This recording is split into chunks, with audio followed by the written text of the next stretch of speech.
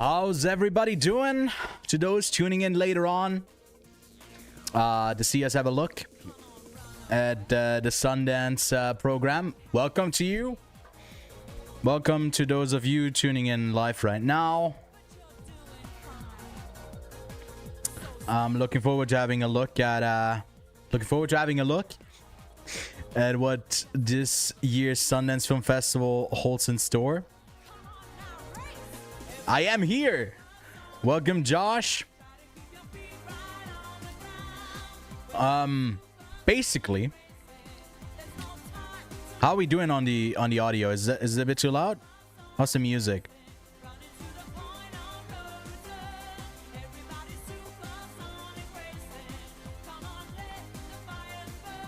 Thank you for the compliments, the Sundance list. Let's actually have a look at it. Right, so you can find it over on our Quite On Set HQ account that you can follow. Many do, many say this is the best. But yeah, you can check out our lists that we have for all of the main reviews that we do. Lachlan curates this, so you can kind of see, you know, all the stuff we covered. Obviously, I've watched them all. And we also got lists now. New stuff is, of course, we got all the stories linked, all the videos that we're doing. But down here, you'll find the Sundance 2025 full program that I'll keep updating, because a bunch of the films, especially the documentaries, aren't on Letterboxd yet. Audio is good? Okay. Sweet. Thank you. Josh, always reliable. And then also we have these like companion pieces, right? So you're wondering, you're listening to the podcast and you're like, okay, what the fuck are they actually like talking about?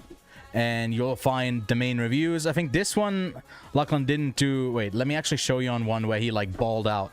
And my cats are absolutely going crazy because I'm not giving them attention right now and they can't stand it. But here, for example, he went crazy and basically... the main topic, our main review, is what you'll see here. Then all the movies we mentioned in news, everything, right? All the news stories, tons of them, like new projects, you'll find them right here.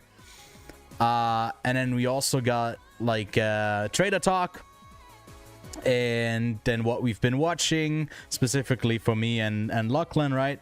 And then the double feature picks, and then also the new releases of the week. So it should be hopefully a nice companion piece for those who maybe aren't listening on video, because I try to add a lot like visually to the show as well, so you can see whatever the fuck we're yapping about. But hundreds of beavers you do need to see. I think it's... Honestly, if I go to my... Which is a list I haven't updated in a while, by the way. If I go to my 2021 list, I think Hundreds of Beavers is like number 15. It could rise up the ranks. I'm just having a look. All of Us Strangers was like kind of last year as well. Bastarden as well. Guy with the Needle is kind of next year almost. So it could definitely creep up the list into the top 10. I think it's that good a movie. I think I overrated Alien Romulus. I just had a great time with it. Same goes with Hitman. But I'll be tweaking these lists because we have a lot in store when it comes to end of the year lists on the channel, of course. That's kind of the thing that I guess you have to start doing once December rolls around. Kevin is really not happy about this, right? I'm here. I'm live right now. I am supposed to be on a break. And they recorded the whole episode. There was some technical difficulties. The episode comes out... My cats. The episode comes out later tonight. And I already had the pleasure to watch it. It was pretty fun. Again, my cats are driving me crazy. They never act this like crazy, but... Just because I'm now going live for the first time or recording something in a while, they like... But I agree with you, Josh. I think Anora definitely is like film of the year. To me, the only reason it's like not at the very top is because I adore what they did, what Shiori Ito did in Black Box Star Ace, and I totally see if like you don't connect with it like as much, but I still feel like Anora's the one to beat, just like quality wise. And then we got some great spectacle movies, funny ones, this as well, some really serious great films with like really interesting toppings. No Other Land should be up here as well, but I just haven't had a chance to update it. I will be doing that soonish, but I think without further ado, without like teasing you too much, let's have a look at all of the films that are set to premiere at the Sundance Film Festival. And I'm really close to locking my cats out because they are annoying the shit out of me. So 1 second.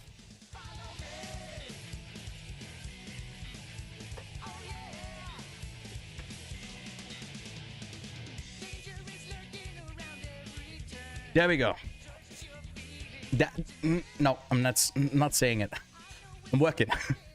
I'm working here, okay? I can't be dealing with all of those cat noises. So yeah, if you head on over here, you can find the full lineup within all of the categories. So usually for Sundance, what you're getting is 10 films in US dramatic competition, as well as like all of these categories. They usually all have 10 movies. In next, it kind of depends. I think they do have what do they have? They have 8 movies in here. And then for premieres, there's a whole bunch. And I think a lot of these premiere films are actually the ones that will not be able to be like seen online. So that's where you get most of the stars like Molly Gordon, Ben Whishaw. Why am I blanking on his name? Stunning. But Carey Mulligan, right? There's a ton of like a bit more of well-known people who, by the way, shout out to our Discord. I also posted a bunch of the like more headliney films there. Such a romantic song. Maybe not fitting.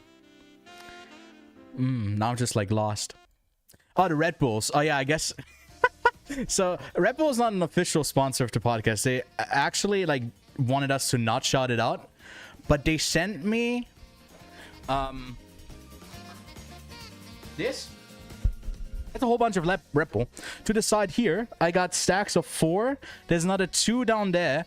I stacked this thing on top of a bunch of Red Bull boxes. So I don't know if you saw on my social media. They just sent us, I think they had like money left over, and they're like, give this guy all the Red Bull in the world. And I appreciate it. But yeah, it doesn't even come with like an actual like perk of us shouting it out. They just kind of, I guess they were like, just hey, let's just support these guys. They seem to be not caffeinated enough.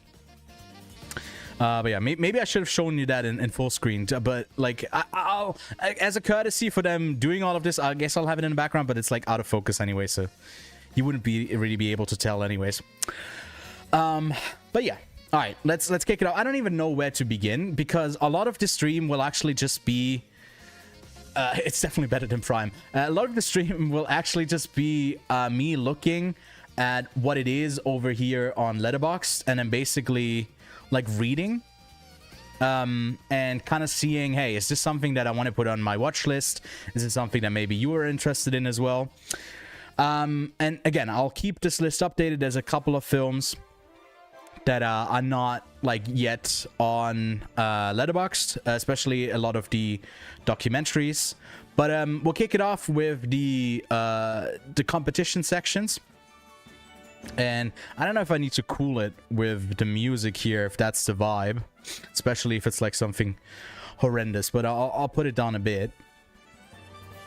Yeah, I think the High Rebuilding and the AO film that is in Midnights, if I'm not mistaken, and she's with a veteran actor. I forget which one what it was called, but Atropia. That's our first film over here. It's from Haley Gates. Let's have a look at what she's done before. I have seen another film that she's done, Shako Mako. I didn't vibe with it too much. It was a short film. And Atropia tells the story of Fairu, an aspiring actress who is working in a US military base in a fake country called Atropia. When she meets Abu Dice, an experienced soldier playing the role of an insurgent, their romance quickly threatens their respective ambitions and questions their allegiance to the military and Atropia's purpose. Okay. So obviously, Chloe, I can never say her name, but she's someone who Callum Turner, of course, as well. So a bit of a more headliney type of movie. Let's have a look actually at this over here, so we can kind of get a couple more points of information about the film. So this will be, oh shit, another light just turned off, but I think it's fine. This will be available to the public, and where does it say if it's also playing online? For the public online. So yeah, I think most of the competition, if not all of them, it sounds like Megalopolis. I don't know about that. Mostly home to war games rendered in dazzling 4D, smells included. Atropia is just close enough to Los Angeles to double as a film set, and just far enough away that performers who live on site that bring the bustling, full Iraqi streets to life are not exactly flourishing in their acting careers.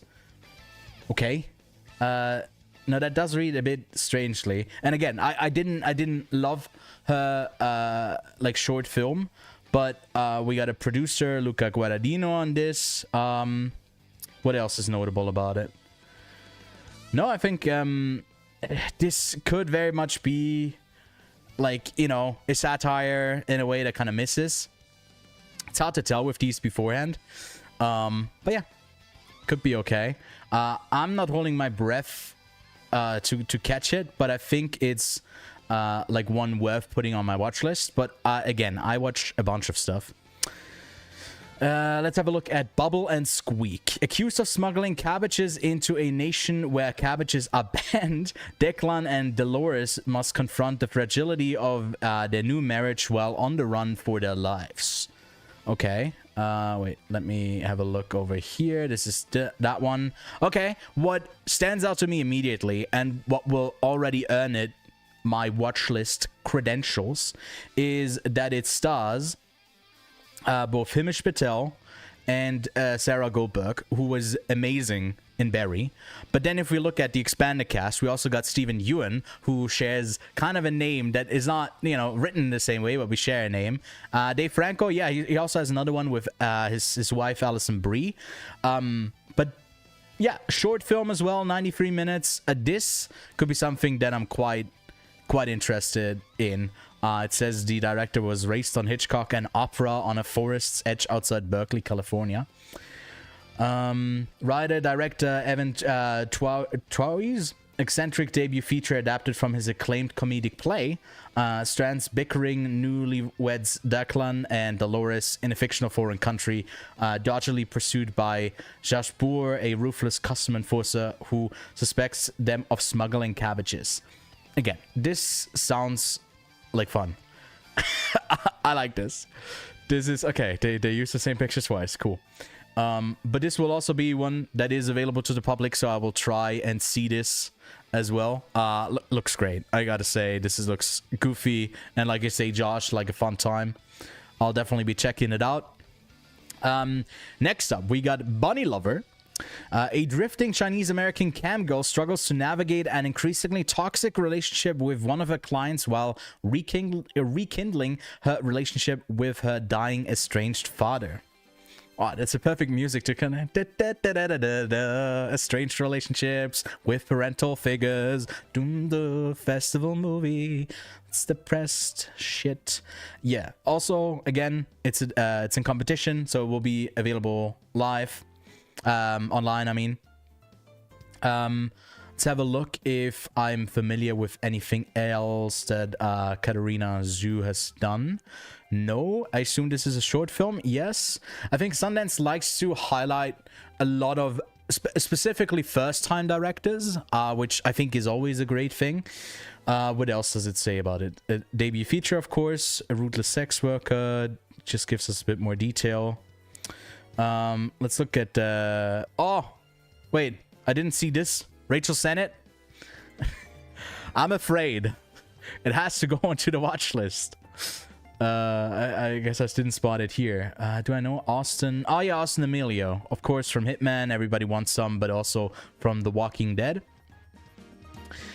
And let's actually have a look. I'm bad with names. No, I don't think didn't leave an impression too much. No.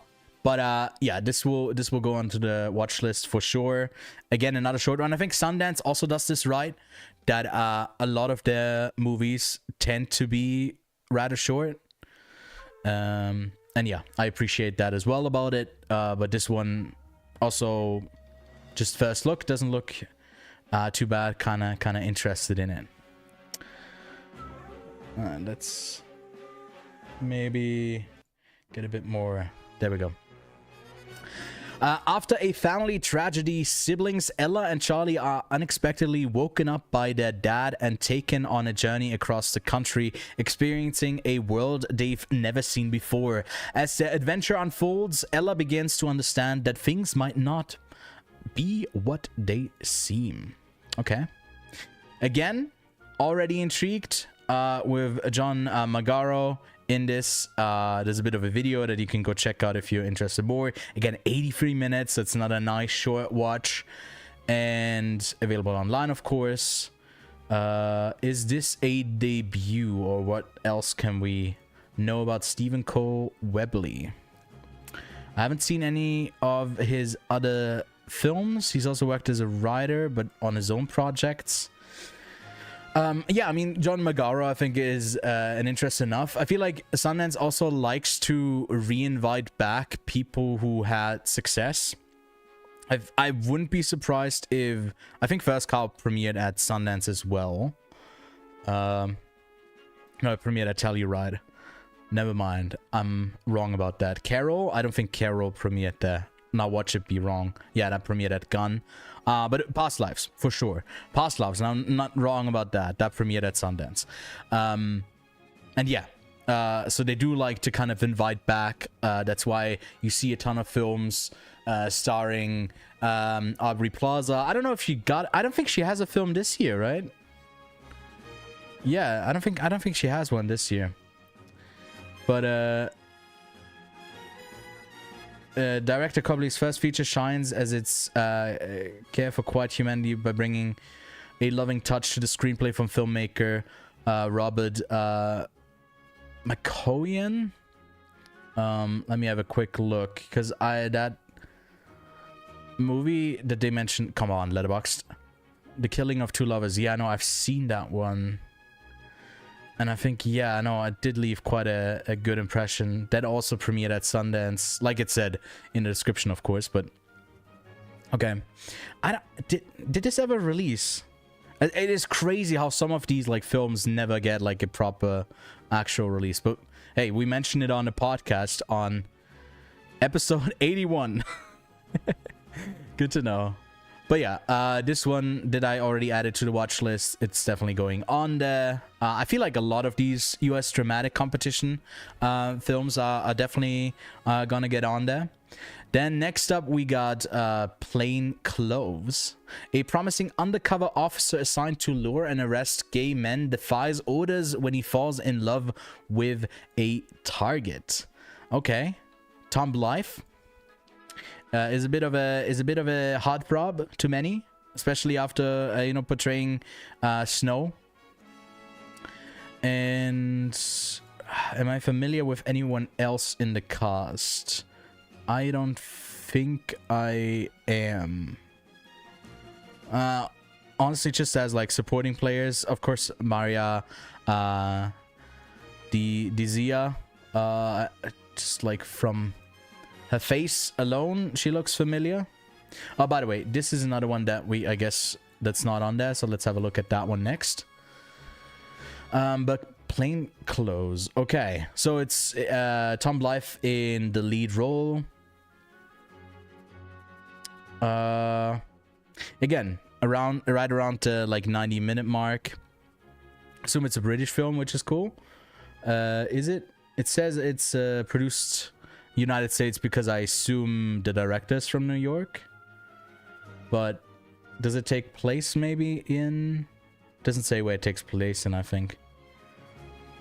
Undercover work, threat of no making his lo-fi VHS footage.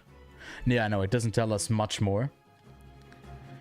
And I guess it's, I don't know if US dramatic competition, if like films from the UK would be, you know, if they would be considered international. I don't even know.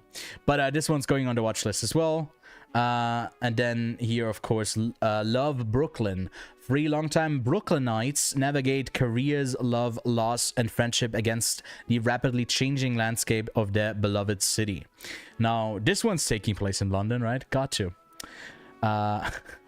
Yeah, but Andre Holland, right, in a lead role here. We got Steven Soderbergh producing, who I think has appeared a ton at the Sundance Film Festival, right? This kind of his place.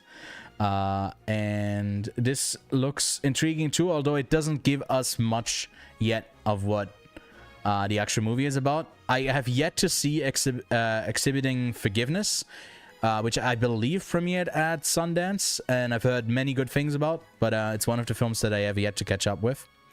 Yeah, Steven Soderbergh is always like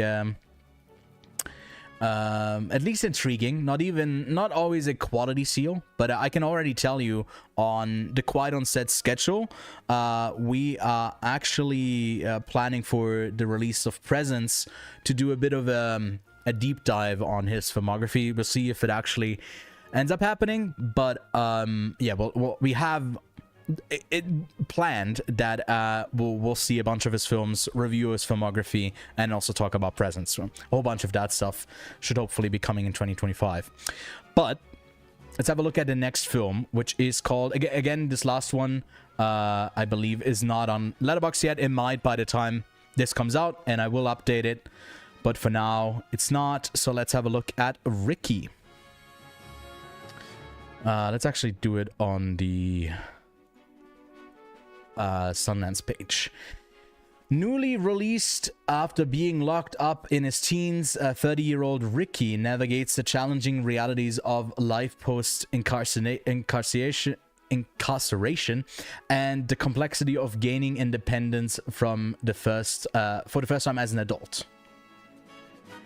In this warm and beautifully textured feature, director Rashad Fred journeys the interior emotional roads of Ricky, a betrayed teenager living inside of a prison-cut adult body, as he attempts to integrate himself back into his Caribbean mother's God-fearing home in Hartford, Connecticut.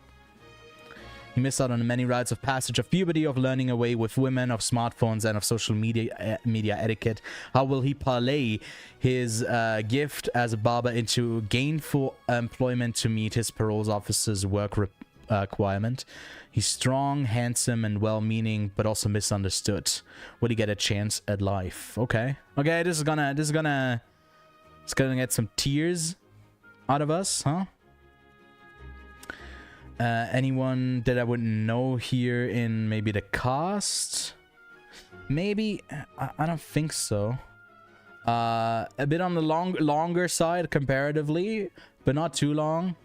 I mean, yeah, looks intriguing. I feel like it's gonna take a lot of like weirdness for me to say like, oh yeah, no, I don't think I'm interested in this at all. Oh yeah, this is also, I believe I saw that there's a short film that he made that I don't think a lot of people have seen. I don't know if you could even see it anywhere, but maybe that would give an indication of I mean, I guess Art can tell you about that from Intercut when they're going to go over the program in a couple of days. Next Monday, I assume. He'll probably bring up if this is an actual like good short film. But yeah, it is on the watch list over here. Let's move on. Sorry, baby. Something bad happened to Agnes, but life goes on for everyone around her at least. Okay. What does that mean? There's a kitten! Okay, I'm in. Need I say more? There's a cat. It is on my watch list. I'm sorry. I'm that easily, I guess, swayed. Naomi Aki, Lucas Hedges. Okay, he's also been in like a lot of these Kelly McCormack, a lot of these like Sundance film. I don't know. It just kind of feels like that. He's been around. Also producers Barry Jenkins of Mufasa. which I have yet to see, but I'm seeing it next week, and I'm looking forward to. I'm looking at that film, and I will watch it. I'm not looking forward to it. In an aching and tender debut feature, writer-director Eva Victor displays a tremendous specificity of voice depicting graduate student turned Professor Agnes with sensitivity and emotional clarity both before and after her trauma, infusing the character's sardonic wit into a cinematic language of isolation and confusion. Sorry Baby uses its non-linear formal structure and 5-year duration to capture the complexities of inconsistencies, triumphs, and setbacks of Agnes' attempt to heal. This could either be like very much an interesting like formal exercise of doing something like that, shooting it over 5 years, and yeah, having a non-linear like editing structure.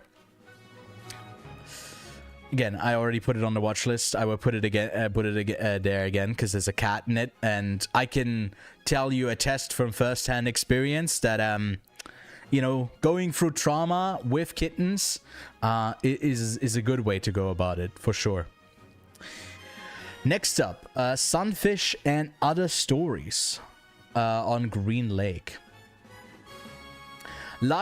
Lives intertwine around Green Lake as a girl learns to sail, a boy fights for first share, two sisters operate a bed and breakfast, and a fisherman is after the catch of his life. Okay, another debut feature. Discovering new facets of themselves, independence, joy, excitement, and heartache. Let's see. Carson Leota, Jim Kaplan. Let's have a look at the Letterboxd page.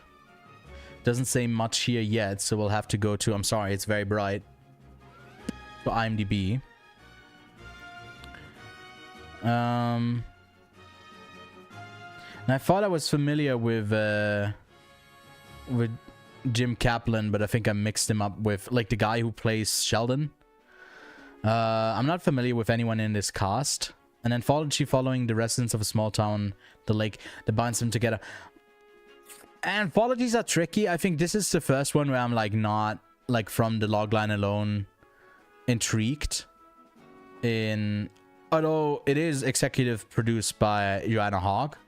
You'll see that a lot. I think a lot of I'll put it on the watch list because I can't help myself, but as you see it a lot with these films that get into these festivals, especially in like a debut feature competition kind of thing in on the big stage like Sundance, it comes usually with someone who's had success before on that stage. I think for Joanna Hogg, actually, yeah, no, I don't know, I'm blanking on the name of the movie, but I think she had one playing there as well. But yeah, Twinless. This is the last one in competition, and as you can see, Dylan O'Brien, last year he was there in Pony Boy as a bit more of a supporting performance that I believe has yet to still come out. I didn't see that make like a splash at all. See, it doesn't even have a real poster yet, because the movie unfortunately didn't really work well, and that's crazy. It premiered at Torino Film Festival and Sundance, and then nowhere else. I think it played at some other festivals, but yeah, it's a bit I didn't vibe with the film, but yeah, it's a bit sad that some of these films, like, you know, you get to see them at the festival and never again. Twinless. Let's have a look at the longer logline here. Obviously, what stands out first is like the Sims aesthetic here.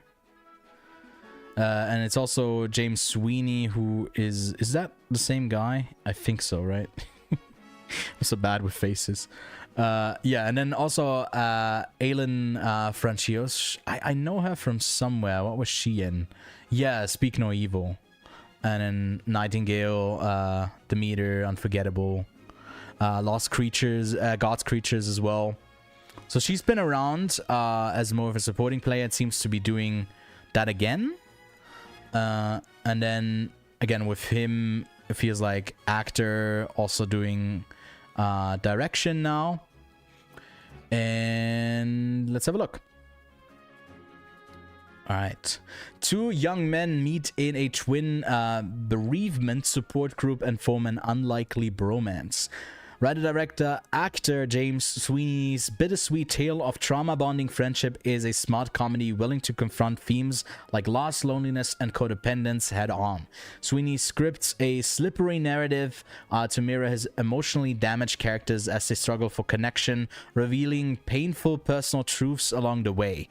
With his Sundance debut, Sweeney shows major... Okay, this is just... yapping. I would love to hear a bit more about like the actual films. With Twinless, he continue. Okay, this is just...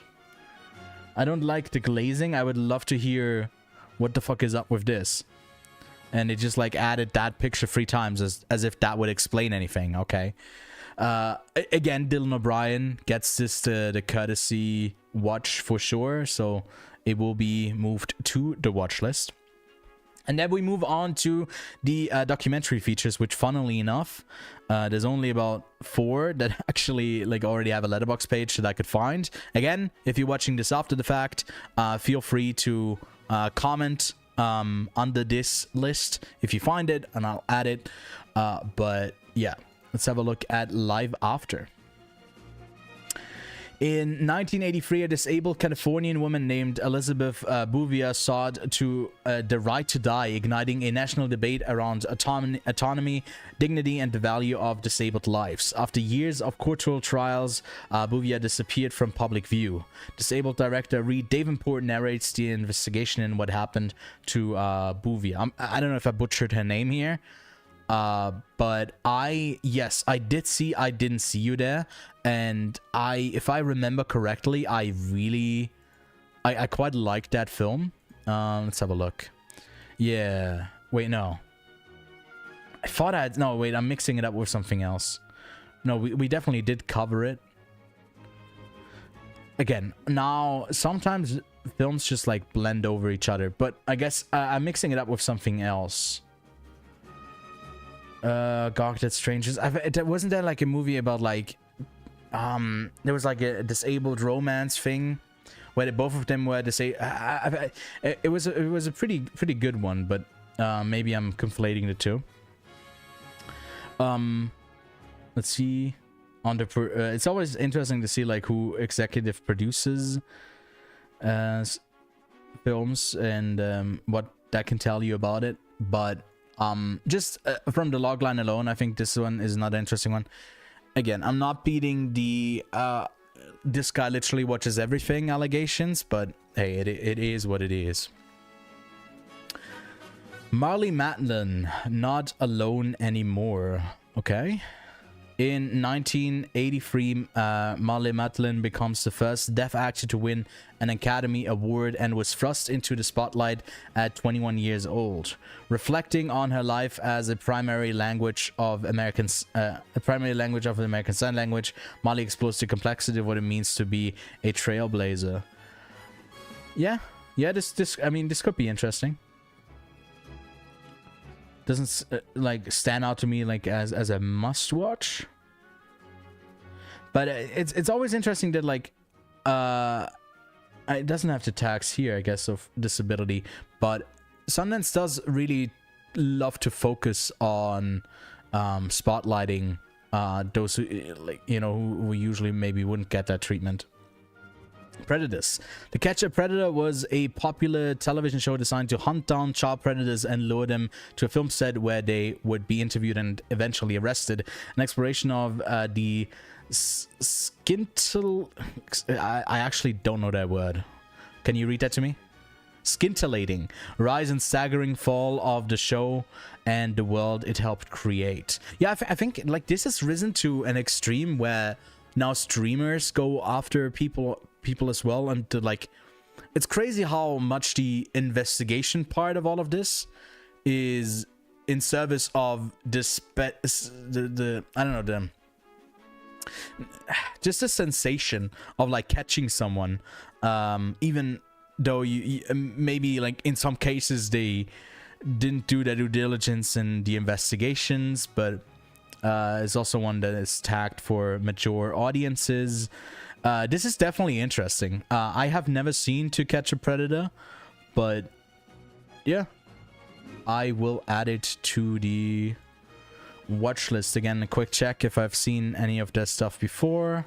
I have not, so this will be a first time watch. Okay, 1,000 words. Now this also is on Letterboxd tagged as on Sundance tagged as Speak. 5-time top ranked high school oratory students spend a year crafting spellbinding spoken word performances with the dream of winning one of the world's largest, most intense public speaking competitions. This is, I think, the first skip for me. Josh Gad as a producer.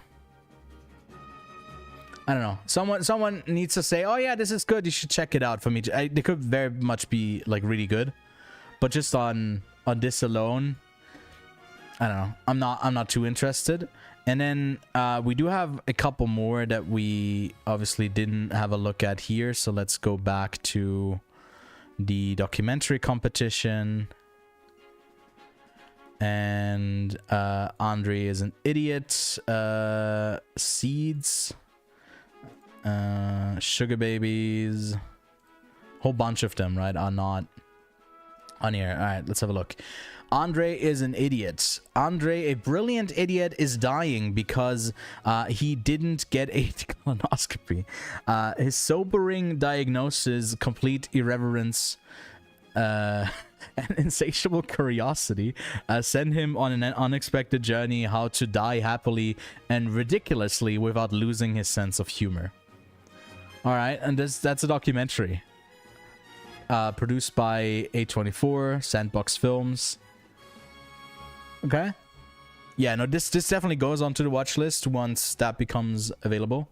But again, at the stage that I made the list, it wasn't there, but I guess I wasn't logged in. Never mind. Should I move my camera? Is it like in the way here? Hold up. I think it's far. No, wait. Is it better if I go to 1 second? 1 second. No, I think then I'm blocking the other way. I don't know if this is any better. Let's see. I think it's a bit better. Yeah. Okay. There we go. Ugh. Okay. Let's move on. Seats, an exploration of black generational farmers in the American South, reveals the fragility of legacy and the significance of owning land. In a stunning directorial debut, again, the glazing, in a stunning... I'd love to see it, but sometimes they sell you a bit too much on like who the person behind it is. A bit of a longer one, but this could be interesting. Really stunning looking black and white cinematography, so maybe what we can expect, but obviously focuses on the subject and the topic. Selena, okay, no, I'm not even going to try. I can't. The queen of Tejano music and her family band rose from performing at quinceañeras to selling out stadium tours. The celebration of her life and legacy is chronicled through never-before-seen footage from the family's personal archive. Okay, I'm not familiar with the band. I assume a lot of people are going to be. It's interesting because, like, a bunch of these documentaries are often the ones that do have the longer runtime compared to some of the features who try to keep it short. And I don't know if that also says something about like the industry and how easy it is to assemble a documentary where maybe the shooting process is something that is less expensive, if that makes sense. But I don't know, maybe that's stupid, but I don't know, maybe to me it's a bit easier to come around to get like more footage of this, other than like you need a big name producer and at least one or two actors that people are going to be familiar with to get into like a premiere or at least the US dramatic competition. But yeah. Sugar babies. Autumn is an enterprising college scholarship recipient and burgeoning TikTok influencer. Soon to be, I guess, disabled by the US. Aren't they disabling it in like January? Part of a close circle of friends growing up poor in rural, I always struggle with that word, Louisiana. She is determined to overcome the struggles and buries defining them. Faced with limited minimum wage job options, Autumn devises an online sugar baby operation. Okay, that's crazy. This film contains strobe effects. Let's have a look. Is it a shorter one? Do we know anyone on... No, I'm not familiar with anyone on the producing list. I mean, yeah, I feel like we sometimes get these movies that try to do a documentary on social media, and they more often than not kind of don't seem to be getting not getting the point, but getting to somewhere interesting. I think the only one that I actually liked quite a bit was a like actual feature film. I believe that might have... No, I played at Toronto. Never mind. But yeah, Magnus van Horn, who also was the director behind Girl with the Needle, so it's someone who I think is like a director to look out for. Both of those films were really solid. This was just a great step up. But his previous one, Sweat, is also one that I could very much recommend. And then lastly, The Perfect Neighbor, a seemingly minor neighborhood dispute in Florida, of course it escalates, into deadly violence. Police body cam footage and investigative interviews expose the consequences of Florida's stand your ground laws.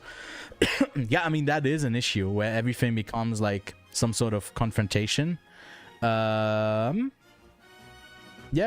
This also, again, to me, I didn't say this at the start of the live stream, but we both, Lachlan and I both, applied for Sundance for the past couple of years. 1 year they rejected us. The year before they got our names wrong and then said, oh, it's not too late to like handle them.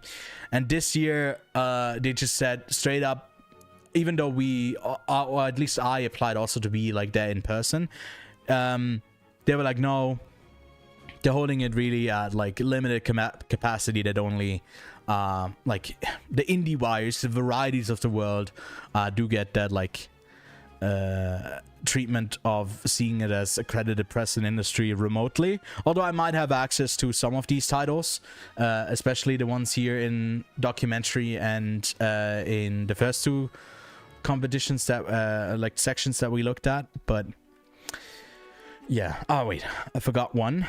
Third act. Generations of artists call Robert R. Nakamura the godfather of Asian American media, but filmmaker Tadashi Nakamura calls him dad.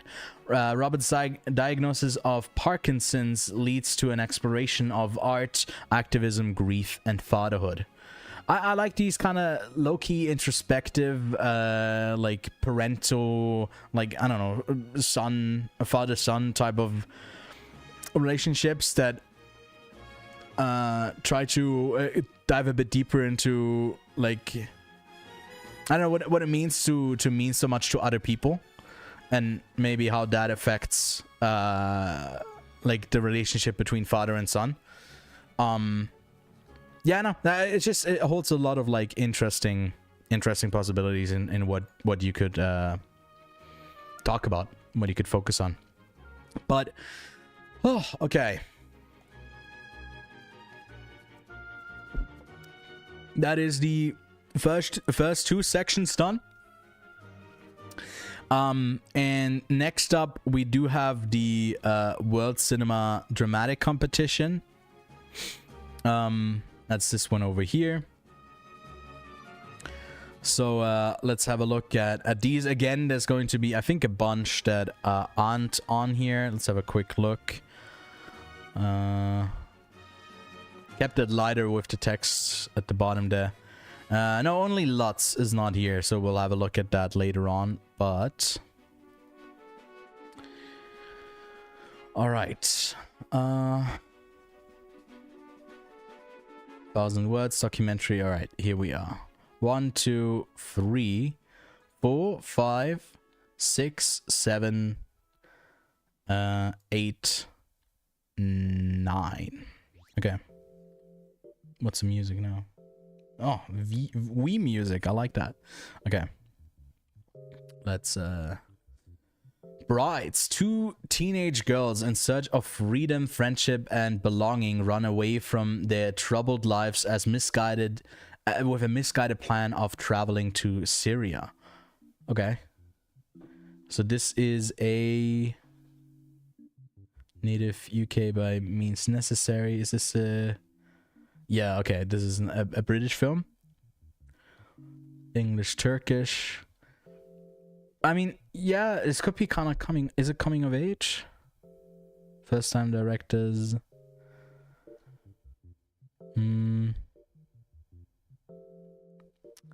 Yeah, it could be interesting. I don't know if I'm super intrigued, but I will add it to the watch list. I mean, I feel like what it insinuates with Brides is that they're going to be not in a not safe, if that makes sense. But yeah.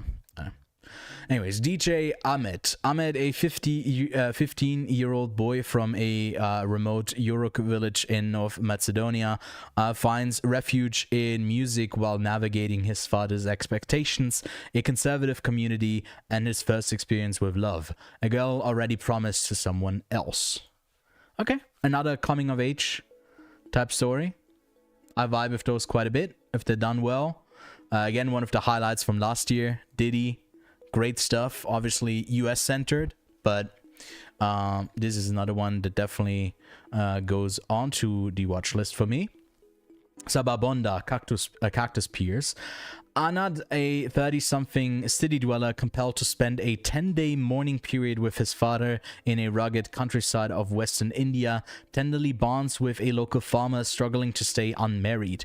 As the mourning ends, forcing his return, Anad must decide the fate of his relationship born under duress.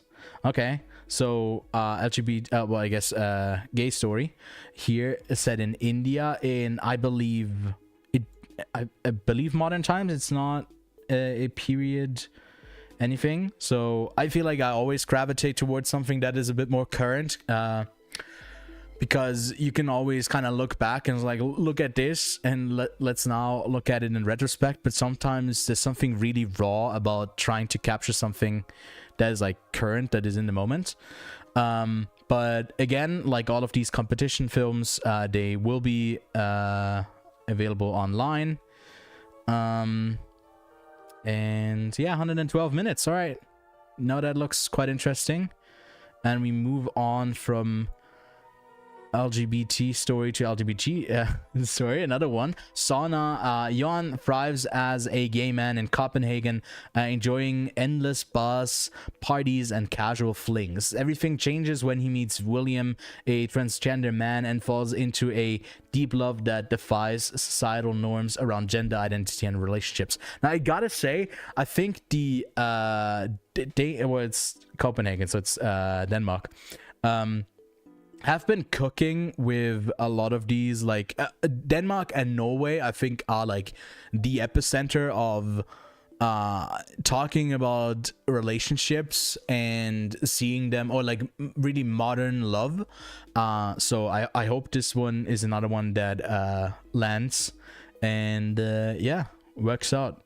But I'm definitely intrigued. I do feel like Denmark and Norway are probably the two best countries producing films, maybe apart from France, in the UK sometimes, but maybe they wouldn't even consider themselves part of Europe, but they tend to have really strong films. Sukawan Island. On the remote Sukawan Island, a 13-year-old Roy agrees to spend a formative year of adventure with his father deep in the Norwegian fjords. What starts as a chance to reconnect descends into a test of survival as they face the harsh realities of their environment and confront their unresolved turmoil.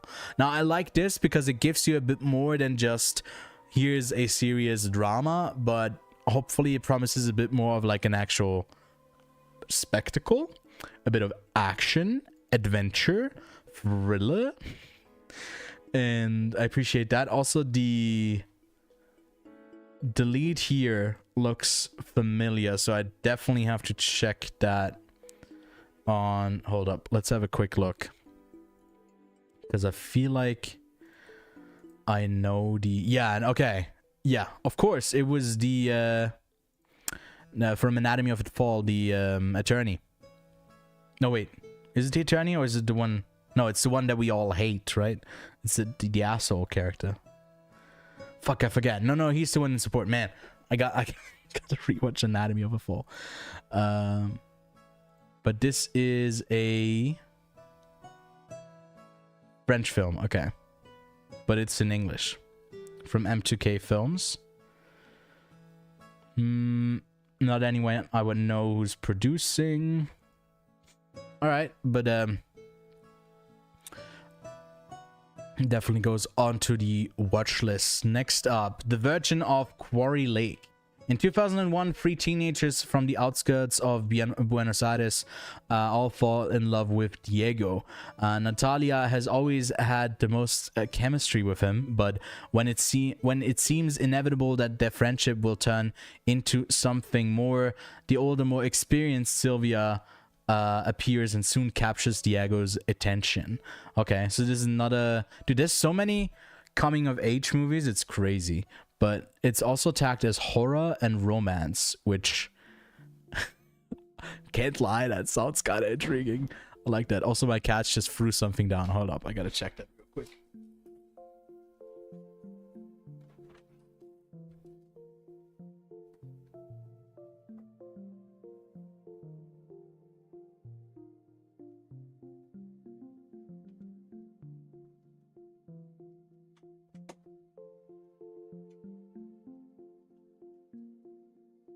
They behave like... You gotta imagine, like, a cat that just, like, runs into a wall over and over again and then just looks at you.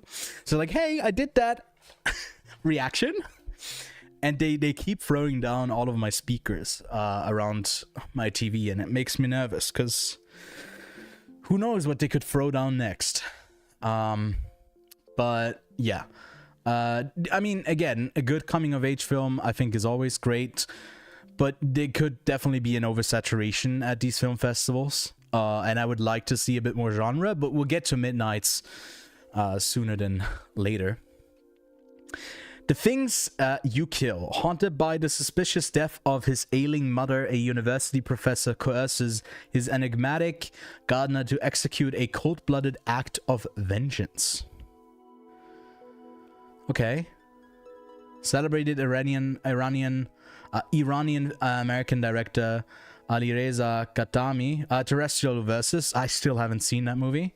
Makes his Sundance competition debut. Okay.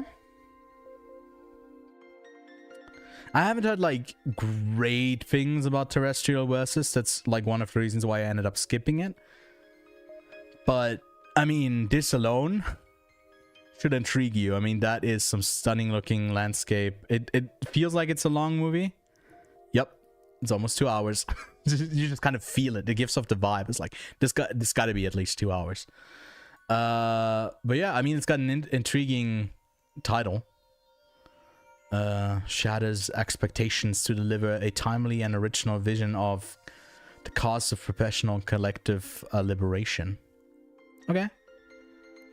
Oops, that's the wrong thing, but this is a meme. I can't add, like, not add something to my watch list. All right, Two Women, which is also called De Femme Honor. And now if Kevin listened to that, it's somewhere he's going to exclaim, oh my god, that was so off.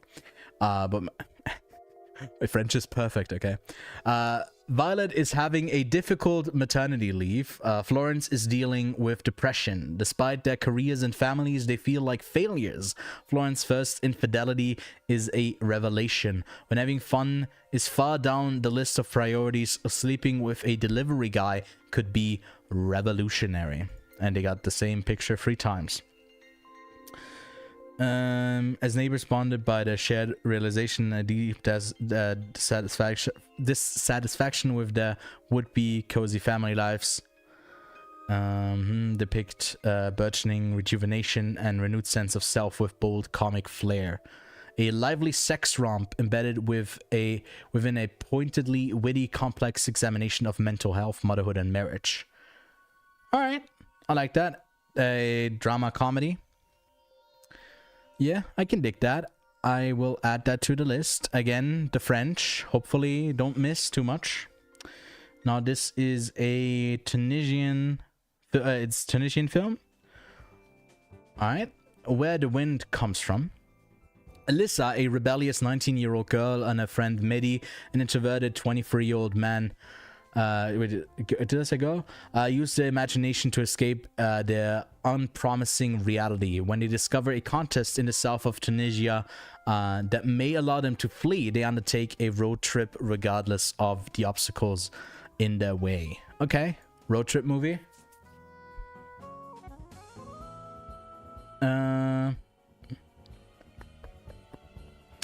Tunisian director, Black Mamba and Chitana. Okay. Yeah. Yeah. I mean, again, it feels a lot of these festival movies, you feel like you have seen some kind of version of this before, and you just hope that they add enough to it that it feels like a story that can capture someone. Tunis Djerba, so they gotta go to the... Isn't Djerba like the island? Tunisian island? I forget. Alright, there was one film that wasn't on the list, which was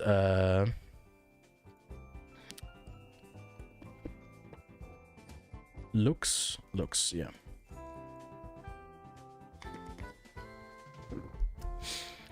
Looks. In the neon-lit streets of Gyeongching, Wai desperately searches for his estranged father, Fa, while Hong Kong... Hold up, I just gotta acknowledge that frame. Jesus Christ, that lighting. Holy fuck. Oh, it's not on Letterboxd yet. I want to add it to my watch list. Jesus Christ. That is... Okay. Where was I? While Hong Kong gallerist Ren grapples with her ailing stepmother Sabine in Paris, their lives collide in a virtual reality world where a mythical deer reveals hidden truths, sparking a journey of discovery and connection. Through the uniquely structured narrative, the vibrant VR world of Lux plays host to parallel quests to rekindle familial love. Writer-director Flora Lau skillfully world builds through dualities, subversive parent-child relationships, the blurred line between cyberspace and the physical, the seamless switch between the neon-flooded Guangxing and the neutral-brushed Paris. Let's play some bowling. Let's play some Wii bowling. Because, damn, this is going to be a strike. I like the division is like, what the fuck is even happening? But that sounds to me like super intriguing. And just looking at this visually, yeah, it stills. It's hard to say like what, but if you get neon lighting right and that sort of atmosphere, it can be really fun. So that for sure would go to my watch list if it were already on Letterboxd, but it's not yet, but I will add it as soon as it's available. Let's have a look at some documentary films from World Cinema, but as you can see, only 2 of them are on Letterboxd so far, so we can just kind of head over to the Sundance page regardless. The first 2, I guess, are here, and we can go back and open up these. Again, I think the premieres are going to be the biggest category, so we're not even through the thick of it yet. Everybody knows. All right, what is it? How to Build a Library and Mr. Nobody. So let's open up all of these other ones. And let's have a look at them. All right, wait, did I forget something? No, I can close this. And yeah, let's go. 2,000 meters to Andriivka. This is, yeah, that's what I thought in the Ukrainian film. This comes from the director of 20 Days in Mariupol that also played 2 years ago at Sundance. Really stunning film. I feel like it's a must-watch. Similar to this year, No Other Land is something that everyone should seek out to see and experience. It's harrowing, but I feel like it needs to be seen. Amid the failing counter-offensive, a journalist follows a Ukrainian platoon on their mission to traverse 1 mile of heavily fortified forests and liberate a strategic village from Russian occupation. But the further they advance through the destroyed homeland, the more they realize that the war may never end. Surrounded by mines and only accessible through the tiny sliver of wooded land that is fought over meter by meter, the village of Andriivka, Ukraine, lies in ruins. I feel like this is going to be another must-watch because 20 Days in Mariupol was really good, and he was someone who covered other wars before, so like some of these Ukrainian films in a way feel like they want to capture something about like this injustice and the senseless destruction and violence, but they don't really frame it in the best possible way, and I think 20 Days in Mariupol was really good at like getting that right. So again, setting the focus here on Mariupol, then on this town that is completely destroyed that you traverse through and you barely get advance. I think that holds so many like really strong like metaphors, allegories to what the larger like conflict represents. Again, in its premise itself, that is, I wanted to add it to my watch list, but it's not on Letterboxd yet. But yeah, definitely going to be checking that one out.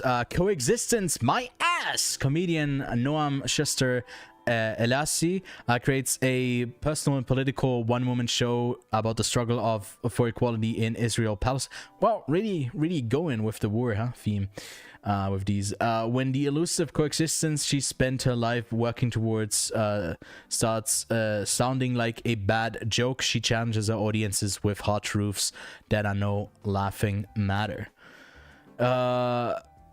Yeah.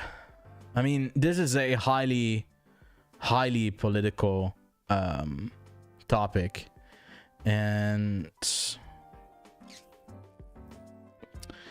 yeah, I'm interested in this. Obviously, on the side of Palestine here, of course.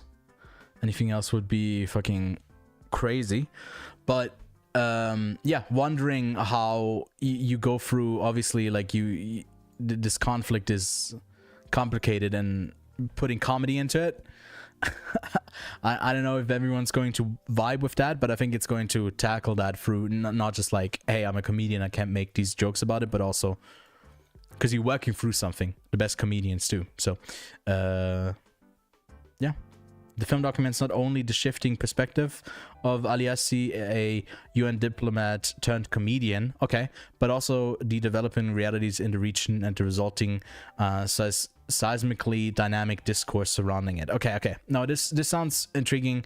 Again, could be quite empty because a bunch of these movies end up being that. They have good intentions, but then don't deliver. But I'll add it to the list once I get there. Again, for me, it's like I look at festivals and then I look at them and I try to give you an overview of what would be interesting maybe to other people, and then I look at it and I just kind of want to see them all, even though I don't particularly also really care about like telling everyone to go see something. I just kind of selfishly want to see it for myself. That's just because I'm a freak, but it is what it is. Cutting through rocks. As the first elected councilwoman of her Iranian village, Sarah Shavedi aims to break long-held patriarchal traditions by training teenage girls to ride motorcycles and stopping child marriages. Okay.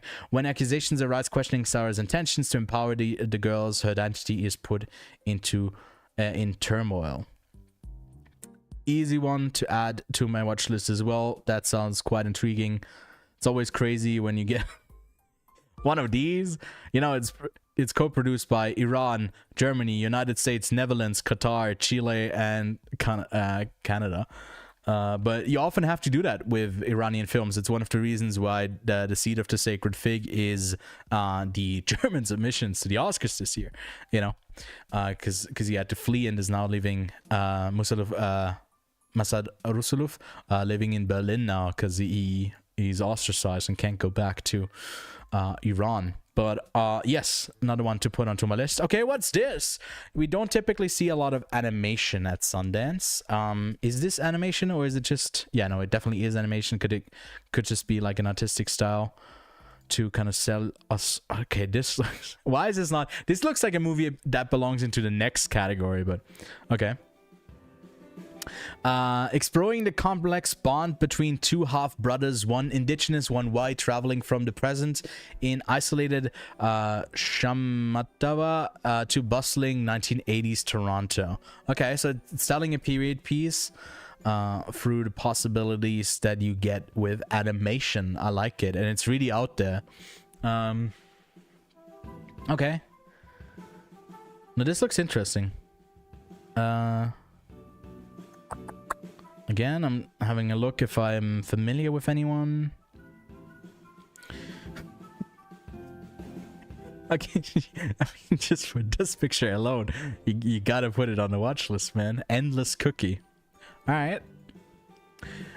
Jen _ at Milan's public hospital, the conventional Dr. Bini leads a bold mission overseeing aspiring parents undergoing in vitro fertilization and the journeys of individuals reconciling their bodies with their gender identities. He navigates the constraints set by a conservative government and an aggressive market eager to commodify bodies. Okay, so it's about like gender and also the generation that is defined to have that ongoing progressive debate about it, I assume, which I'm all in for. I'm super interested in trans stories, and especially in Italy. I think a lot of that, like, there are some old ideas in Italy, you know, a lot of like, obviously everyone, Switzerland, you know, you get that bigotry everywhere, but I think Italy is one of the countries, especially in Europe, that is not towards the Eastern Bloc, that it still holds on to some more traditional... I guess it's the same with like a lot of these like very Christian-focused countries, I guess, but this one goes onto the watch list for sure as well. Khartoum. Forced to leave Sudan for East Africa following the outbreak of war, 5 citizens of Khartoum, a civil servant, a tea lady, a resistance committee volunteer, and 2 young bottle collectors reenact their stories of survival and freedom through dreams, revolution, and civil war. Okay, so it's going to be quite out there to... Again, like it said, like visualize them with some sort of animation as well? No. Okay.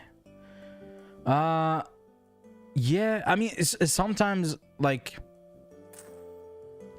Sometimes these stories can hit, but sometimes they're like too abstract for me to get anything out of it. But I will give it definitely the benefit of the doubt. But this is a bit of a red flag to me as like concept movie wise, as a story about like what they lived through. Obviously really interesting for a documentary, but it's going to be interesting to see like what liberties they take in how to present the story. Prime Minister, a view inside a life of former New Zealand Prime Minister Jacinda Ardern, capturing her through 5 tumultuous years in power and beyond as she redefined leadership on the world stage. Now, I'm not familiar with Kiwi politics, so I definitely have to, before I head into this, read up a bit on this ex-prime minister. But sure. Again, on the lower end of what I'm interested to check out. The dating game. In a country where eligible men greatly outnumber women, three perpetual bachelors join a intensive 7-day dating camp led by one of China's most sought-after dating coaches in what may be their last-ditch effort to find love. There's something about... Okay, so Kevin and I caught this film... fuck, why am I blanking on it? Where's Kevin when you need him, man? The Mr. Suspella is what it was called. Where like there was a lady that came in who is trying to dispel to get like the mistress away from someone in the marriage, and they hire them, and through conversations and like kind of weaving her way into their lives, they're trying to like get them out of it. It's so bizarre, but the comedy kind of like, I didn't love the film, but I think it was like so interesting in its premise, and this sounds like another one of these, like you're trying to not disrespect the subjects, but you're definitely finding the humor in it, and I think that's like, if you strike that balance, I think that's respectful filmmaking, and can be quite entertaining. Also, Norway is a co-production, so let's go. Can't be bad. How to build a library. To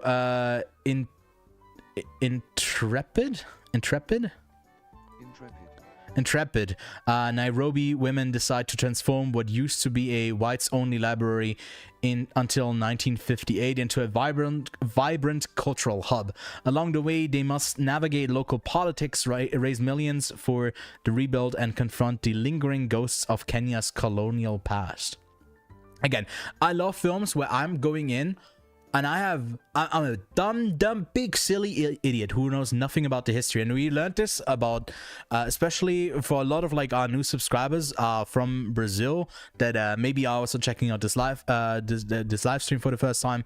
I might be intrigued in what else we do through I'm Still Here. And we went into that, obviously, like watching 70 films at this at the Venice Film Festival, and didn't have like the proper obviously, like when we covered it, because we went from movie to movie in like a 6-hour long recording, to give all of them a like big research, which kind of took them at face value, and then after the fact, once we were done with our coverage in the editing process, where we get to do more a bit more research into them, other than like the small bits that we do beforehand.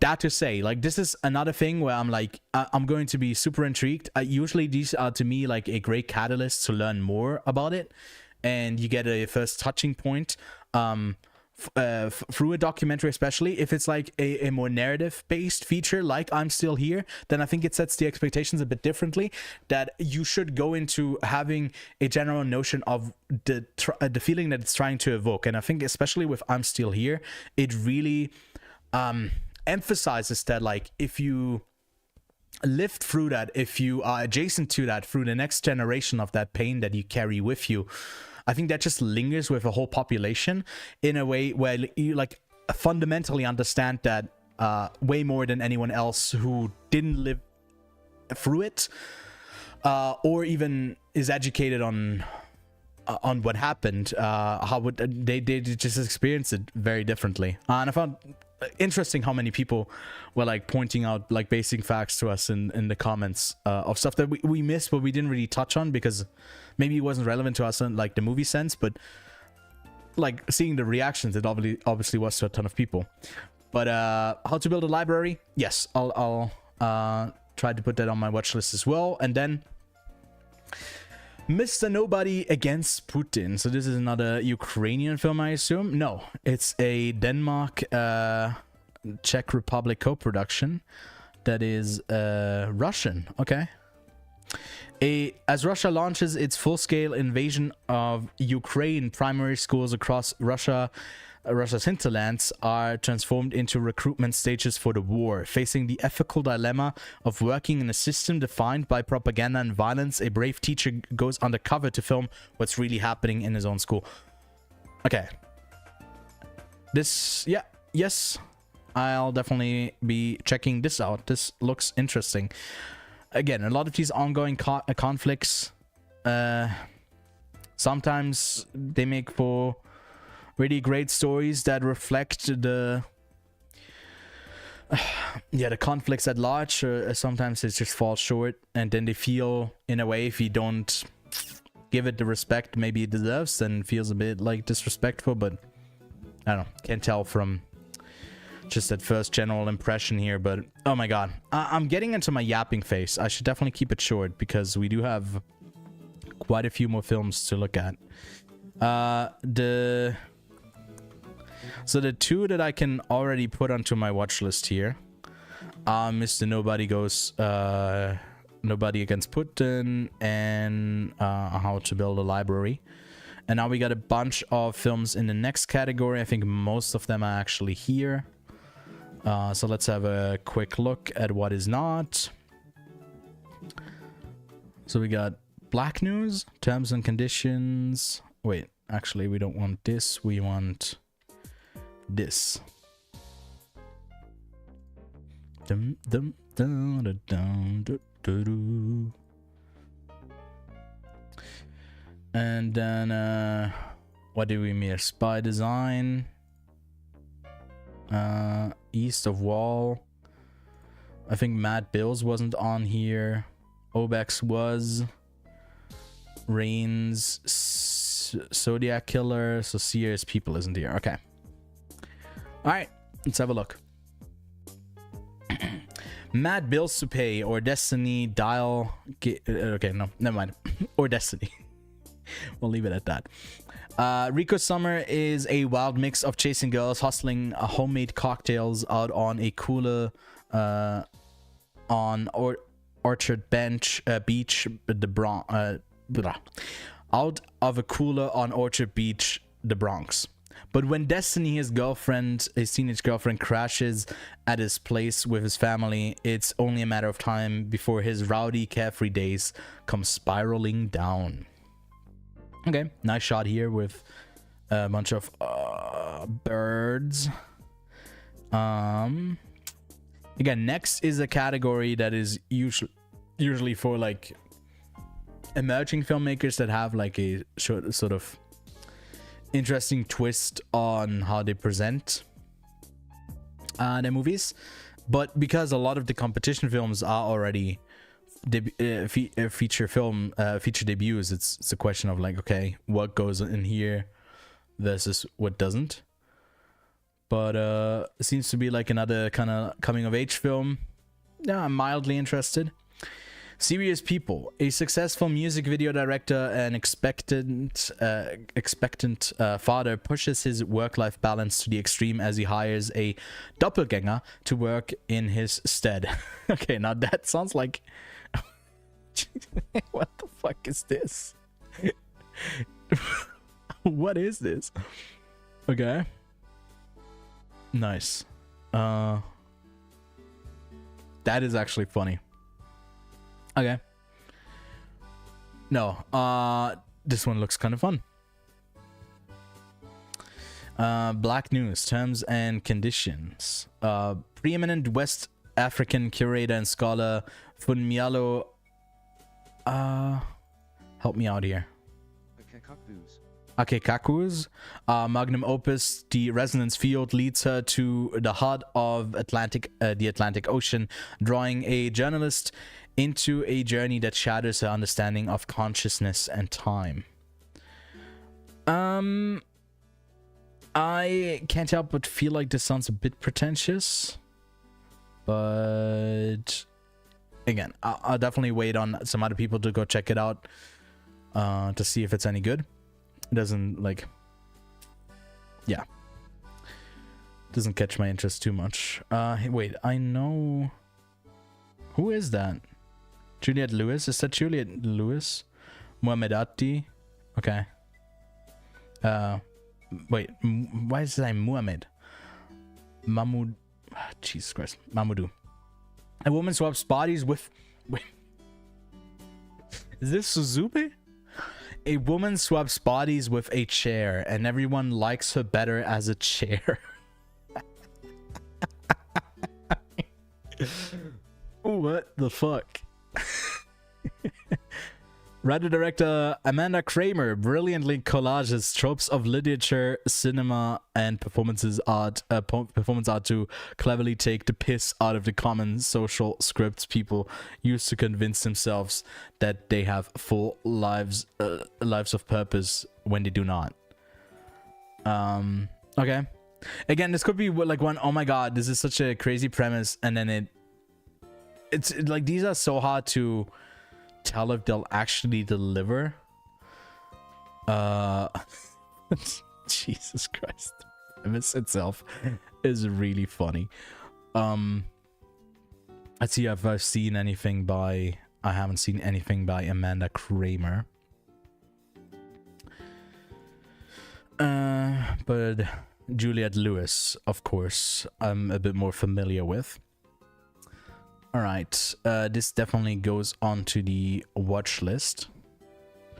And Serious People also goes onto the watch list. All right, East of Wall.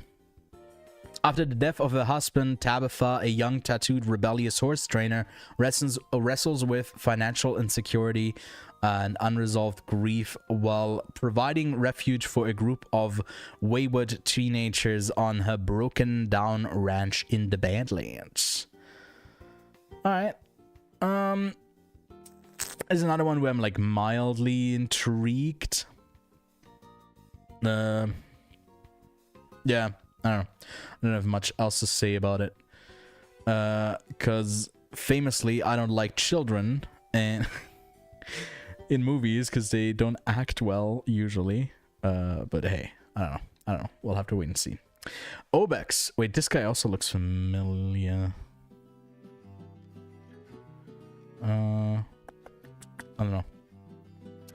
Connor Marsh lives a secluded life with his dog, Sandy, until one day he begins playing Obex, a new state-of-the-art computer game. When Sandy goes missing, the line between reality and game blurs, and Connor must venture into the strange world of Obex to try to bring her home. Oh, Baltimore-based writer Albert Burney, a Strawberry Mansion, that also played at Sundance. I saw it there.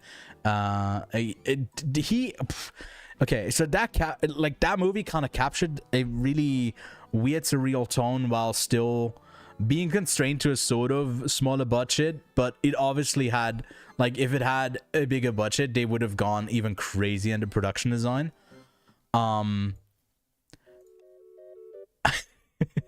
This looks... Is this a dog? What's this? What the fuck is this? This looks fun. Maybe I'm just like, after all of the fucking end of the year talk and we're talking about like all of these like awards contenders, I'm down for just like a silly dumbass movie, and I'm seeking them out. A group of reigns over Babel. A group of misfits converges at Babel, a legendary dive bar that doubles as purgatory, where La Flaca, the city's grim reaper, presides. Here, souls gamble years of their lives with her, daring to outwit death herself. Alright, so this is kind of sexy bar type aesthetic. Okay. Young director as well. Short film that she made. Finalist of the 2018 Student Academy Awards. Okay. I mean, all of these next stories, you're going to hear from like half of them that like, oh yeah, that one was... and then other ones are like, that was actually kind of interesting, but rarely you get one that's actually like a really good film. But I feel like if you're in for seeing a bit more of an exploration of what the medium has to offer, then you'll find a bit more daring stuff that isn't just like the typical standard festival drama and here. And I think that's one of the benefits of Sundance, which I feel like is going away from a festival that has... Like, obviously, they sometimes do still have, like, really good films, especially documentary-wise. I think they had Daughters, Black Box Diaries last year. I didn't see one that stood out to me, like, that much. But they hold, like, that type of caliber and standard to what they usually curate for documentaries. And you've become one where I feel like, I don't know, Past Lives was an exception to that, so it's an exception to the rule, but I feel like more often than not, the documentaries are stronger than the movies, at least in recent years. But yeah. Also, Next and Midnight is such a fun... We'll do Midnight next, and then we'll do the premieres last. But let's have a look at Zodiac Killer Project. Against the backdrop of sun-baked parking lots, deserted car... Jesus Christ, I need a breather. Against the backdrop of sun-baked parking lots, deserted courthouses, and empty suburban homes, the familiar spaces of true crime, stripped of all action and spectacle, a filmmaker describes his abandoned Zodiac Killer documentary and probes the inner workings of a genre at saturation point. Obviously, we are seeing so much, especially over on Netflix, with the constant bombardment of true crime. If you take a satirical look maybe at this, that could be kind of funny. It's a comedy, non-fiction thriller. I will put it on the watch list. Yo, what's up, Connor? I assume you're going to be watching a bunch of these Sundance films yourself, and we're gonna chat about them on the podcast sooner than later, and special videos, of course. But we just finished the next section over here. Serious People. This again looked kind of interesting as well. Which one was Reigns Over Babel? Oh yeah, no, the one with the bar where you meet death. So I think that one, like, next is a really fun category. That obviously there's sometimes kind of shitty movies in there as well. I think there was like one Romeo plus Juliet that I saw a couple of years ago that was like, what if Romeo but Juliet but smartphones? And it wasn't very good. But we got a shit ton of premieres. I think those are a bit of the bigger films, but I would love to take a look at some of the midnight stuff, because there's, especially in the midnight, there's some fun like casting choice, like fun castings in these. You'll find Ayo Edebiri, Dev Patel, Dave and Franco, and Alison Brie.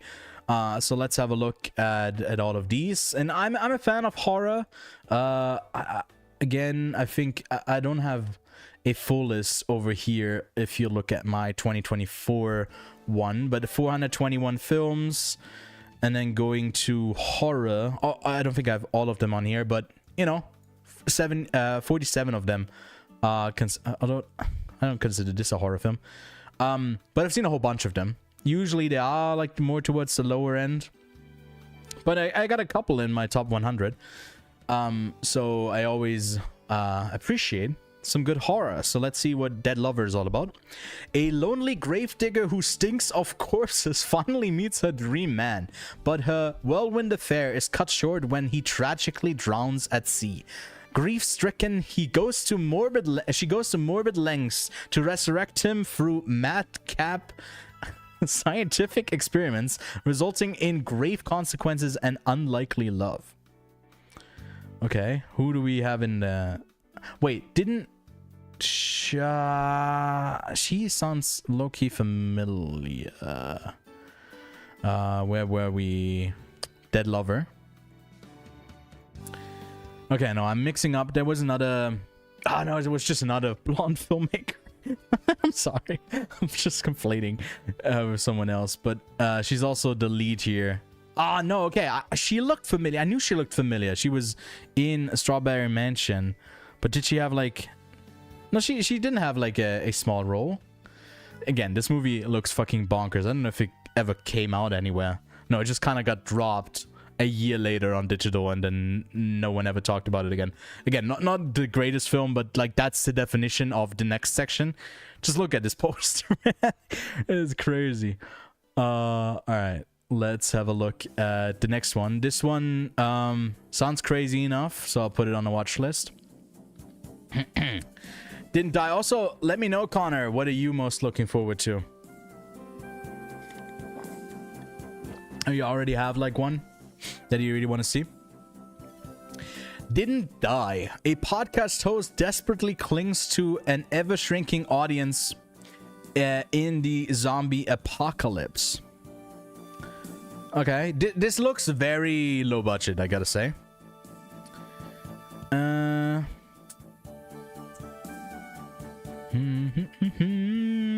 short film. Okay, you think that that one didn't, Black News didn't intrigue me that much, but I think it's great that like that was one of the low. Obviously I add pretty much everything to my watch list, but it was a bit lower.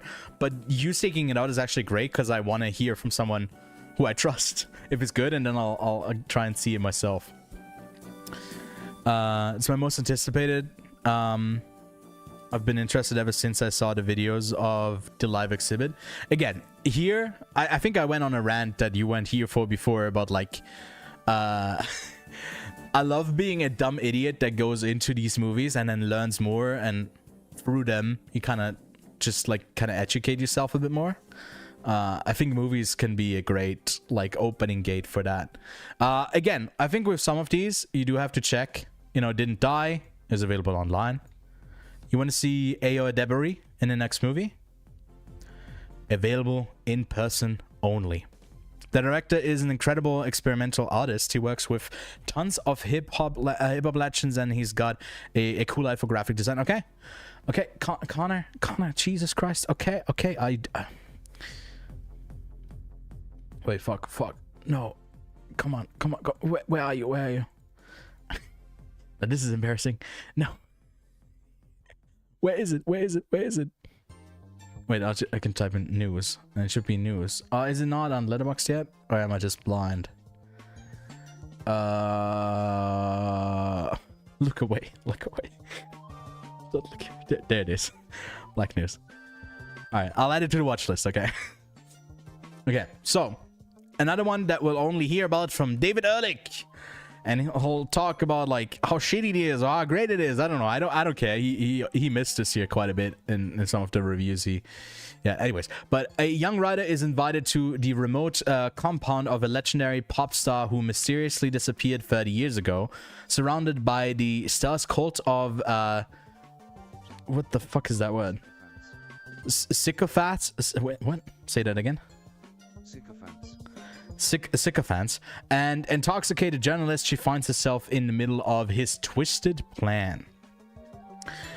The one of the few I have prior knowledge for. Yeah, right, it looks interesting. My second is definitely the John McGarra. Yeah, we have yet to get to that. I think it's in premieres, and we haven't looked at those yet. But again, Ayo Edebiri has been in a lot of these. She's also like an emerging Sundance queen. It just feels like that, her and Rachel Sennett. I also have the same three pictures here. But it's also her and John Malkovich. You know. But we will only hear about this, and you'll have to go check out, I don't know, Intercut or other outlets that will get to go there. We unfortunately won't, but yeah. Then we got the one with Dev Patel. You know, it's mainly Dev Patel in here. Rabbit Trap. When a musician and her husband move to a remote house in Wales, the music they make disturbs local ancient folk magic, bringing a nameless child to their door who is intent on infiltrating their lives. Set in 1973, writer-director extraordinary debut evokes... I love how they always have like at least like extraordinary, visionary. Invokes the eerie spirit of British folk horror, conjuring supernatural dread in a... Again, I'm learning new words today. Fecund. No, I just... fecund Welsh forest. Obsessive amalgamus. Dude, the glazing is crazy in this. But, I mean, Dev Patel, he can nail that eerie tone in his performances. If the movie can keep up with him, that's a whole other thing. But, I would love to check this out, but it's another one in person only. Another one that's only in person, and I think that's kind of... I get the sentiment. For, like, midnights, you want that, like, late-night screenings, you want that hype, and you just don't get the same feeling if you're doing this. You're like... Oh yeah, that's my ugly stepsister I'm watching here. You want that communal thing, right? So you create that sort of hype. But again, it's Sundance wants to move away again from the COVID years, and it's, yeah, we just have to adjust to the world that we live in, which is the Sundance world. It's the same picture again. 3 times in a fairy tale kingdom where beauty is a brutal business, Elvira battles to compete with her incredible, beautiful stepsister, and she will go to any length to catch the prince's eye. Okay. Yeah. Wait, it's Norwegian? I care. Norwegian films.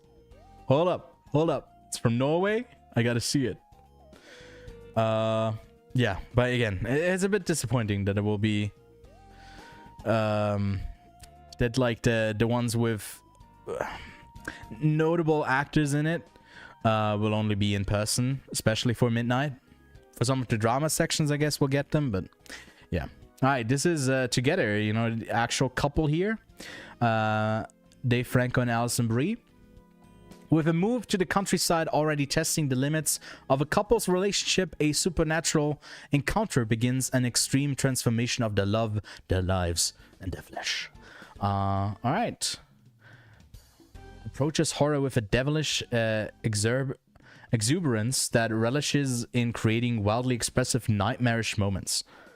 It's a debut. I think these two also like to support debuts.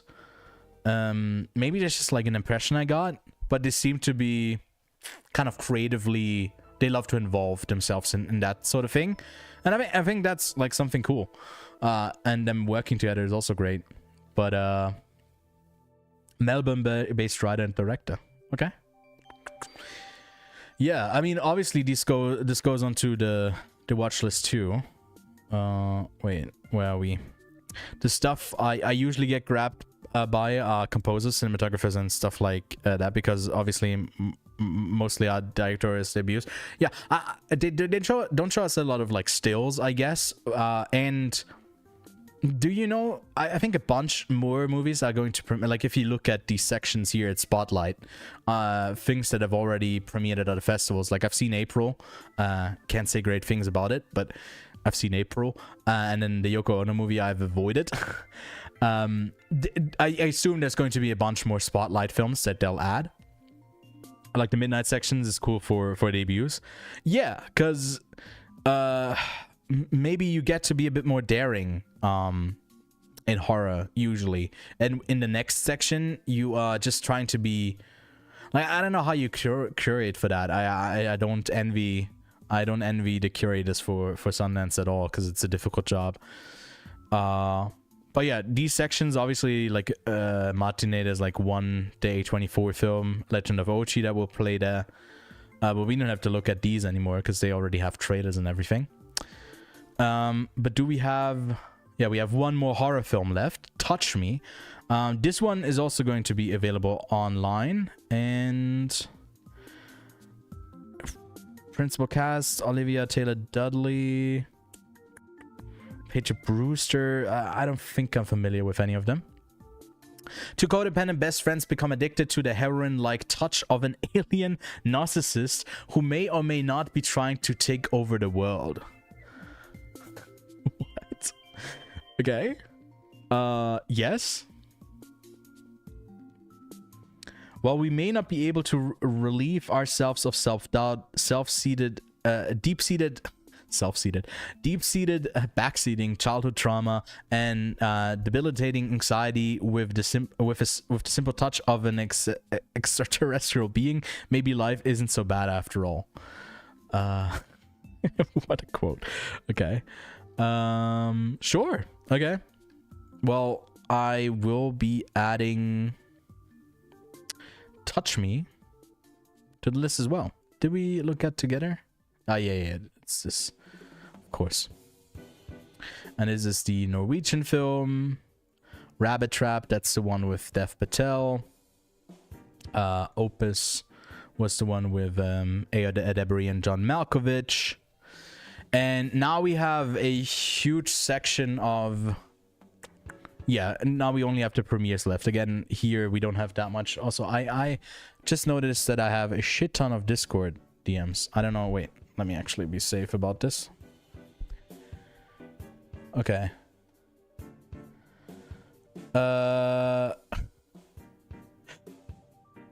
Wait, okay.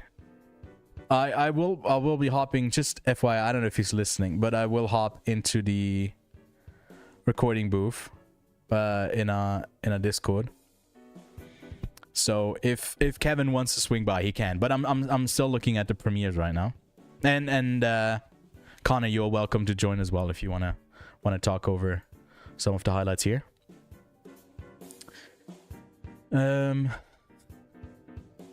Okay.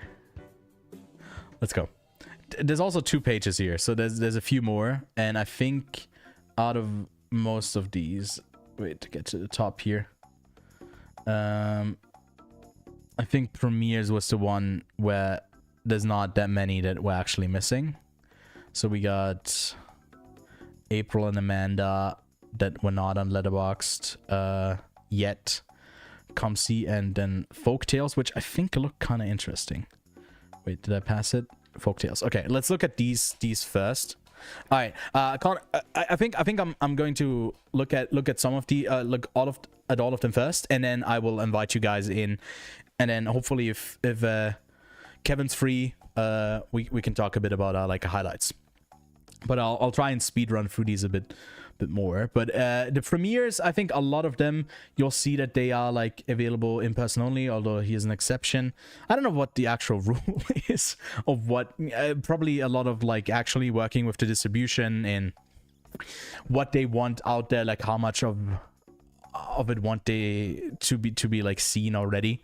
But April and Amanda, 2 legends contested their identities as women in the court of public opinion. April Ashley, who was immortalized as a trailblazer by embracing her transgender history, and Amanda Lear, who has consciously denied and obfuscated her history for decades. Their divergent paths reveal disparate but intertwined legacies. Is this a documentary? Yeah, non-fiction. Okay. Interesting. Yeah, I mean, not on Letterboxd yet, but it will get added to the watch list because we are a trans ally podcast for sure. Come see me in the good light. 2 poets, 1 incurable cancer diagnosis. Andrea Gibson and Megan Foley go on an unexpectedly funny and poignant journey through love, life, and mortality. Wait, those are 2 actors in it? No? Wait. Yeah, it's non-fiction. Okay. Wait, no, I think have I seen that before in anything? Sorry, have I seen I don't know their pronouns. Assassins. Oh, yeah. That's why. Is that? No, that's not. Okay, well, I'll add it to the watch list once I can. Alright, Folktales. On the precipice of adulthood, teenagers converge on a traditional folk high school in Arctic Norway. Norway! Dude, Norway is going strong at this year's Sundance. Dropped at the edge of the world, they must rely on only on themselves, one another, and a loyal pack of sled dogs as they all grow in unexpected directions. Okay. Yo, Connor, what's up? What's up, man? I just now got off work and I'm excited to. Wait, I think. Some of these. I know you're like, oh, am I not going through? No, you're coming through. I'm just like, I think I'm gonna adjust your audio level so you're going to be crisp and people can hear you just fine. I'll boost your audio a bit, and then I think I'll cool it on the music a bit. Yeah, can you say something? What's up? Yeah, I think you should be good now. I'll boost you a tiny bit more. Yeah, man. How are you feeling about Sundance? This lineup. I'm excited. It's looking better than last year, honestly. I was worried a little bit that the online slate would be worse because they've been talking about that for a while, about like kind of like easing off of online the more they we get away from COVID times. Yeah. But honestly, it looks better than last year. Like I said, I feel like there's more that we're able to see that actually has like I think the biggest thing that came out last year that we were able to see was Real Pain. Yeah. That was online. But this year I feel like we've gotten a couple of those kind of situations, especially with like Is the John Magaro film going to be online?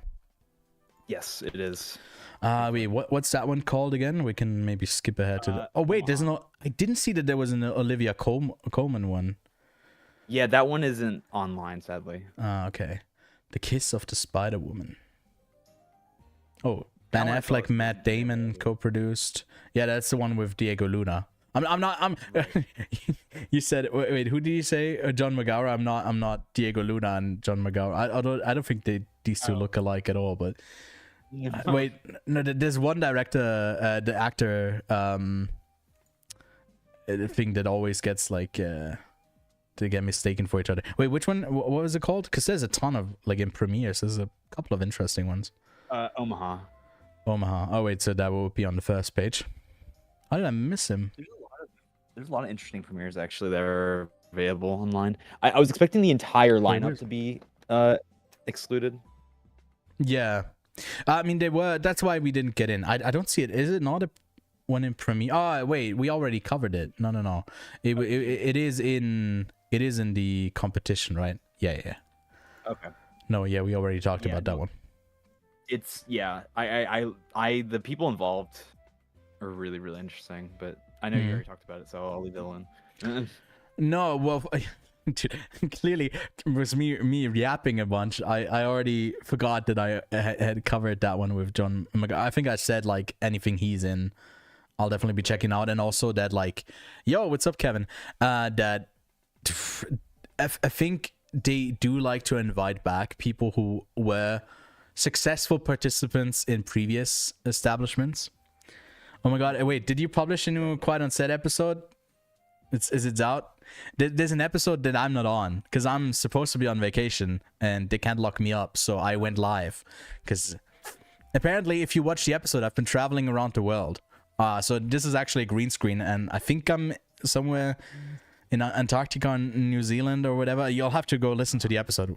Unfortunately, there's a bunch of technical errors in there, unfortunately, but it doesn't feature me, so I don't know. Maybe that, that's better for you. Whatever you prefer. Yeah, obviously Kevin is going to hype it up as a fire episode. He was in it.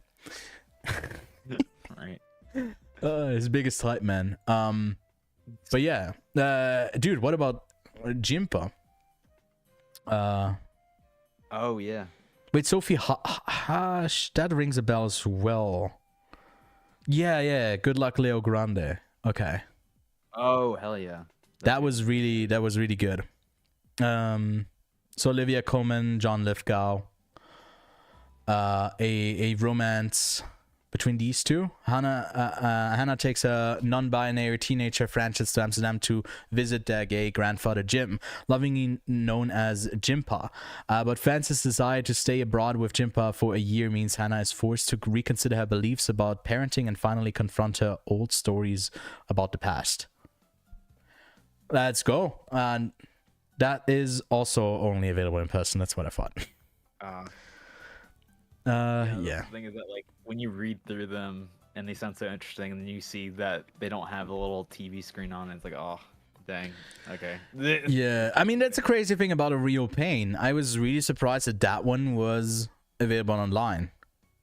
No, yeah, I was so surprised. And plus, like, you could see it twice last year because it won the award or whatever, the Yeah. Right Screenwriter Award. Mm-hmm. So they give you a lot of ability to watch that one. Well, I'll definitely add Jimpa to the watch list, of course, as you should. And then the next one we got here is Kiss of the Spider Woman. Valentine, a political prisoner, shares a cell with Molina, a window dresser convicted of public indecency. The two form an unlikely bond as Molina recounts the plot of a Hollywood musical starring his favorite silver screen diva, Ingrid Luna. This gives off a certain vibe. I don't know why, but it is like low-key to me, a tiny bit screaming like that natural lighting from First Cow. I don't know why. It's nothing to do with it. But obviously period piece too. Yeah. Right. Argentina's dirty war of the 1980s commemorates a texturally rich historical and political drama with a flashy technicolor extravagance of an old Hollywood musical. What? Yeah, this director Jennifer Lopez? is interesting. Yeah, I'm not too... Oh, it's Ben Affleck. Of course. Of course. Yeah. Okay, now I get it. No, Yeah. Yeah, because the director, he made Breaking Dawn Part 1 and 2. He made the Beauty and the Beast remake. Oh, okay. He made the second Candyman movie in 1985, which is like awful. I don't know if you've ever heard of that one. No, I don't think I have. Wait, what's this guy I done? don't. Okay. Oh yeah, Dreamgirls as well. Yeah. Isn't that like with the wait? Maybe I shouldn't even click on this. No, it's not the one I was thinking of. Never mind. I was thinking of Showgirls. I was like, wait. Oh no, not that one. That one. Mr. Holmes. Oh, Candyman. This one. Farewell to the Flesh. What the fuck is this? Yeah, it's not good. It's not good. Right. Okay.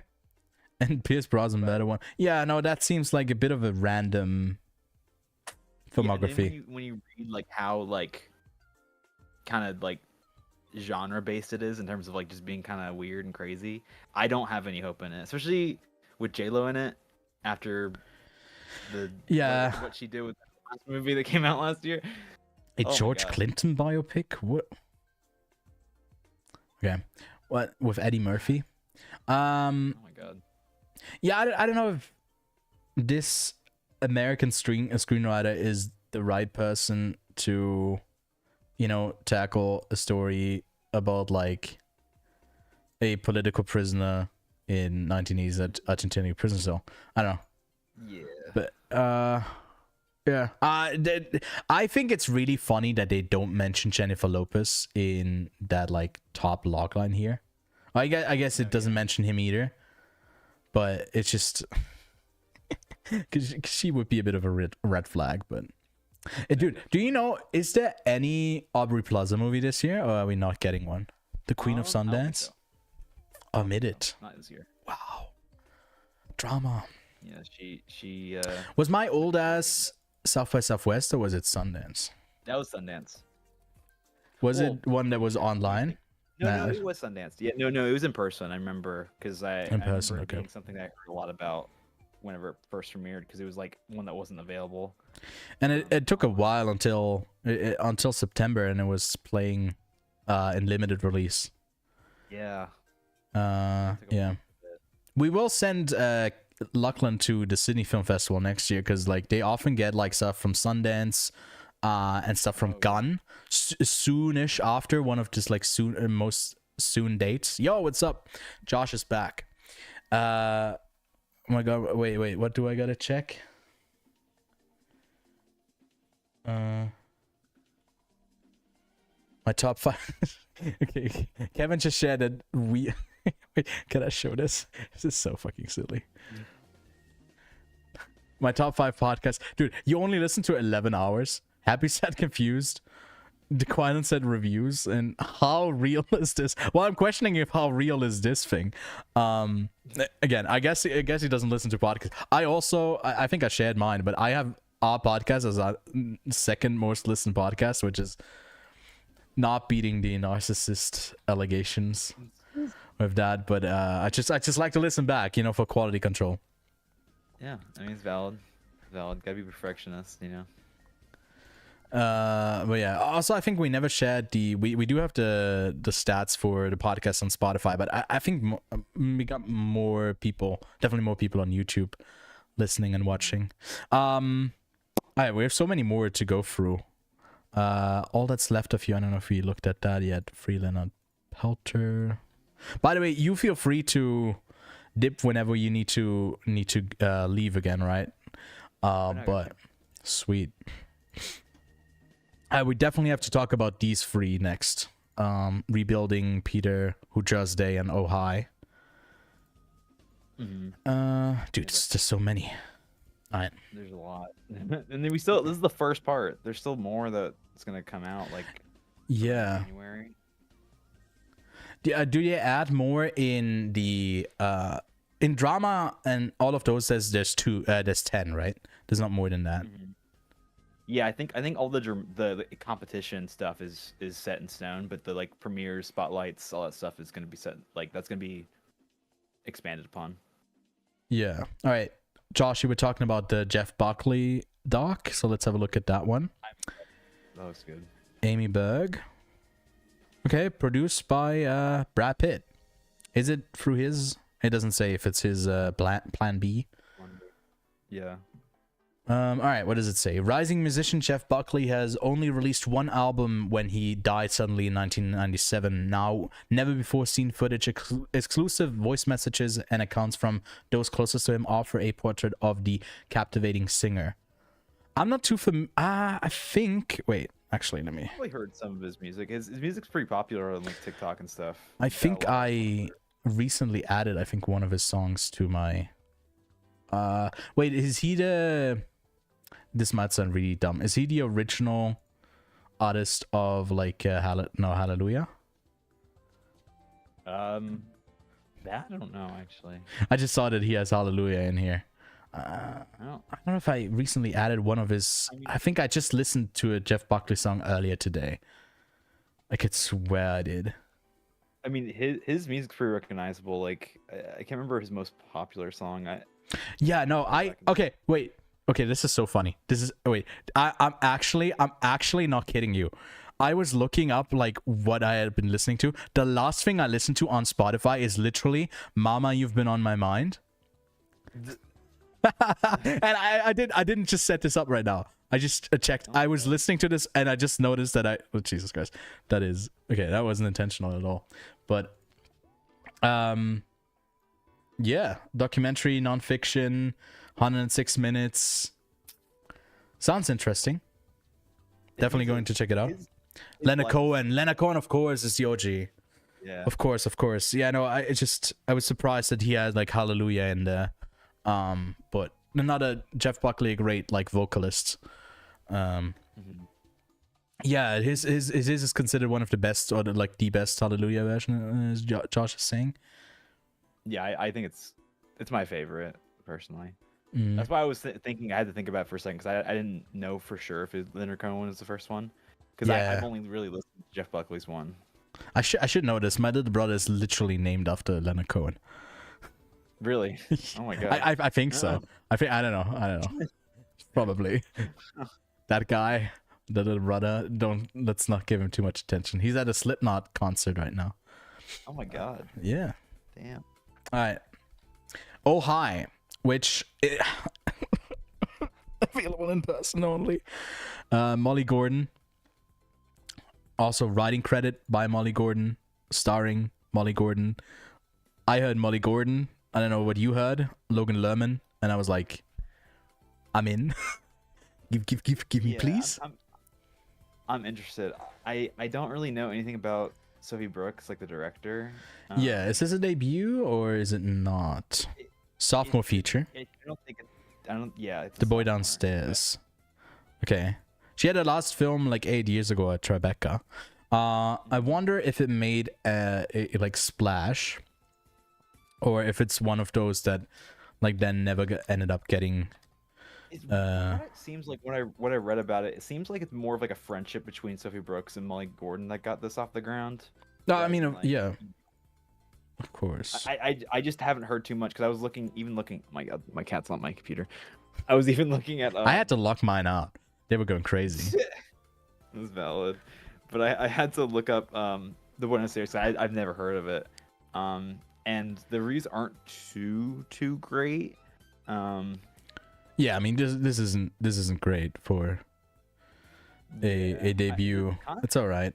The concept for this sounds interesting. My only thing is that I feel like with Sundance, for me, I have a hard time really getting into a lot of these like I think one of the only ones that work for me, but like these bottle movies that come out Sundance where it's like in one room. The one we mentioned earlier, Good Luck to Leo Grande, I really like that one. That was at Sundance too? Yeah, that was Sundance too. Mm. I think that was online too. Yeah.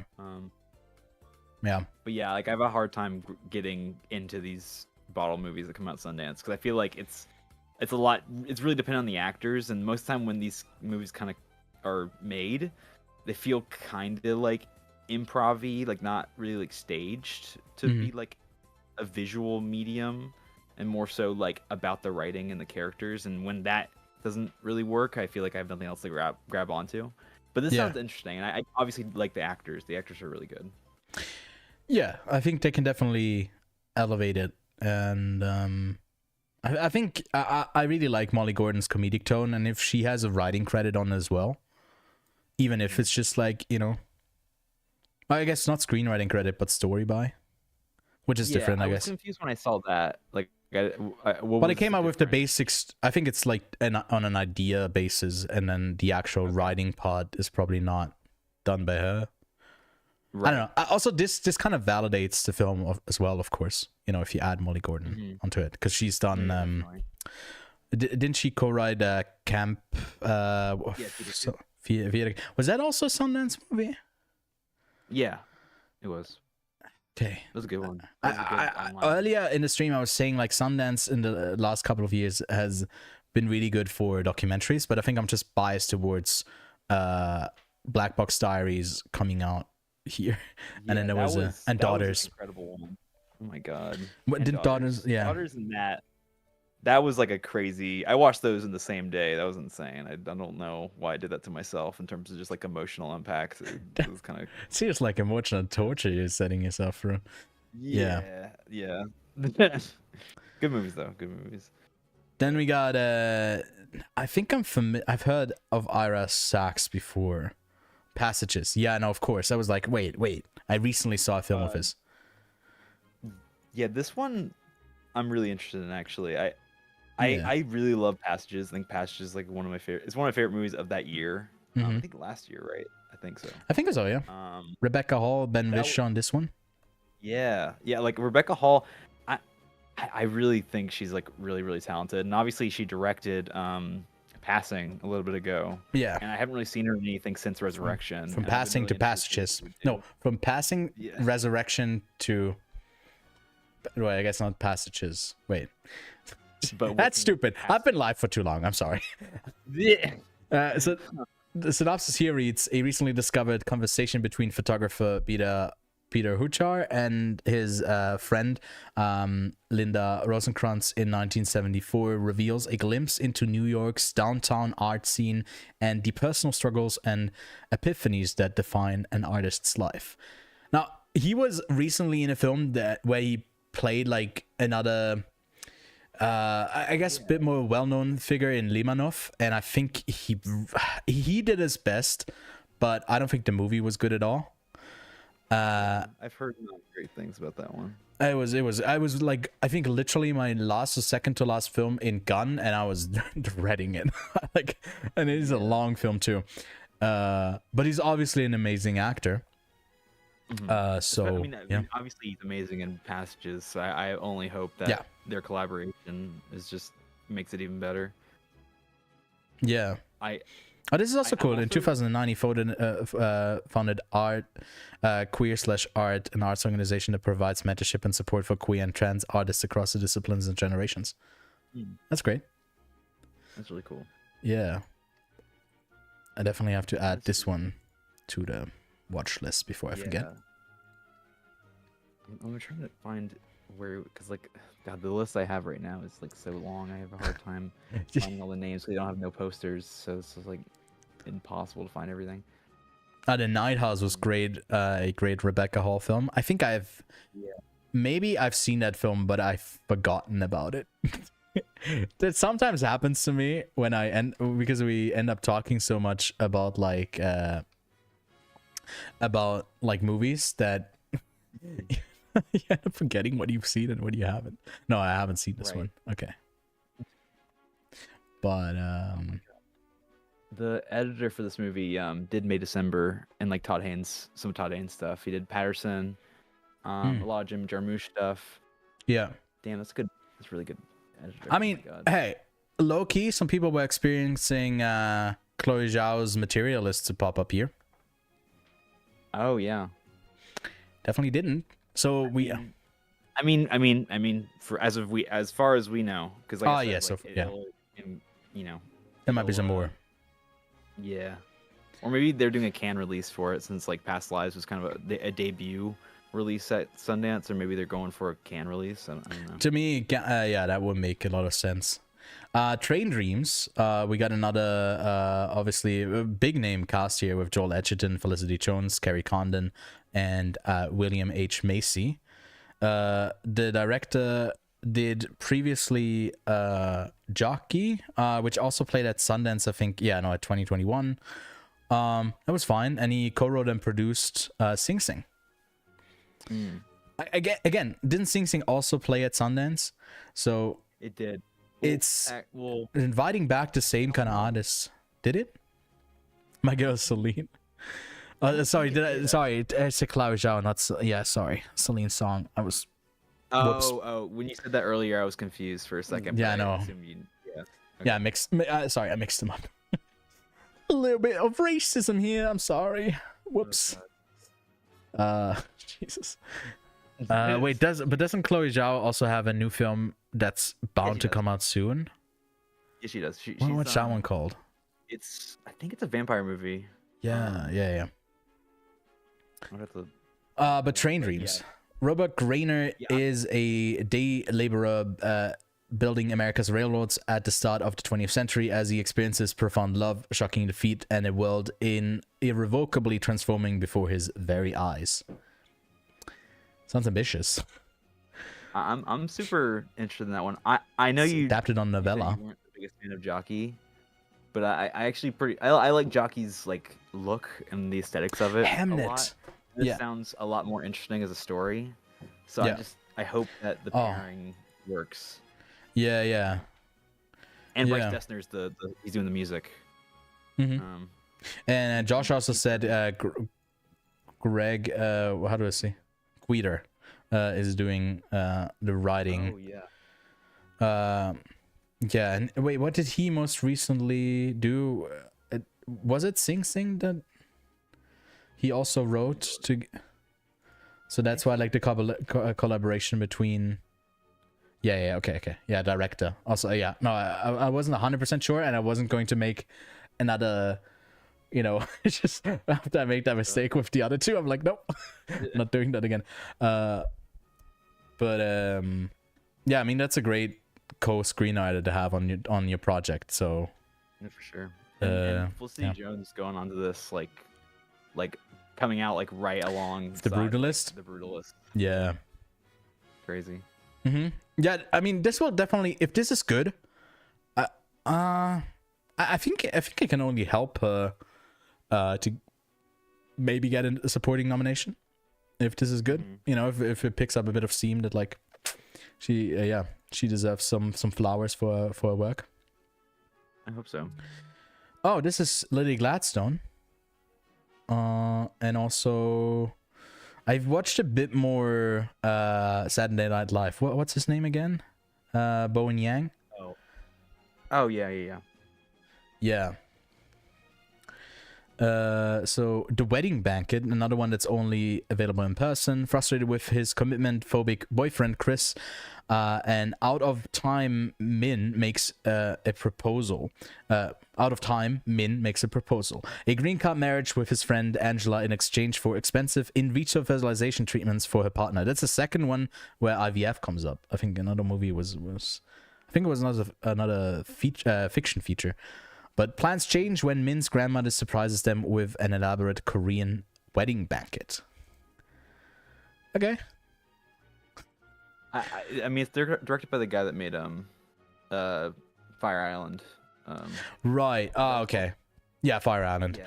I think that one was fine. I didn't love it. It was enjoyable. I feel like I'm just expecting this to be pretty enjoyable too. I can't imagine that it's going to be like. I mean, I don't know. I'll leave hope for it, but yeah. Kind of like doesn't really. It didn't do much for me, but I know a lot of people have it as a comfort movie. Yeah. So, I don't know. And to me, what was the other one called? Where it was the 4 women, Joy, It wasn't called Joyride. What was it called? Oh. Wait. That was like crazy. It wasn't really queer. It was but this one obviously is a bit more. So that could be like a Was it fun. not Joyride? Well, it was I guess it was Joyride. And like this picture just gives me the vibe of like, okay, they're just like doing some crazy out there stuff with obviously recently honoree Joan Chen, who's incredible in DD. Like if I had a say in who gets nominated for like an Oscar in supporting, she's literally, I think, my number 1 and number 2 choice. I think she's incredible in DD. Adds a lot of depth to that character. Just an incredible actress. So yeah, her doing comedy, and Lily Gladstone, who I haven't seen in a lot of comedic roles, if any. I'm looking forward to it. And yeah, Bowen is usually like one of the less annoying people on SNL when I watch it, and like you need to get into, I guess, the tone of SNL, which I've recently started to do. But I think I've just watched what's the trio called that does a lot of like the pre-shot skits? Oh, please destroy. Please don't destroy, or please, yeah. They're really funny.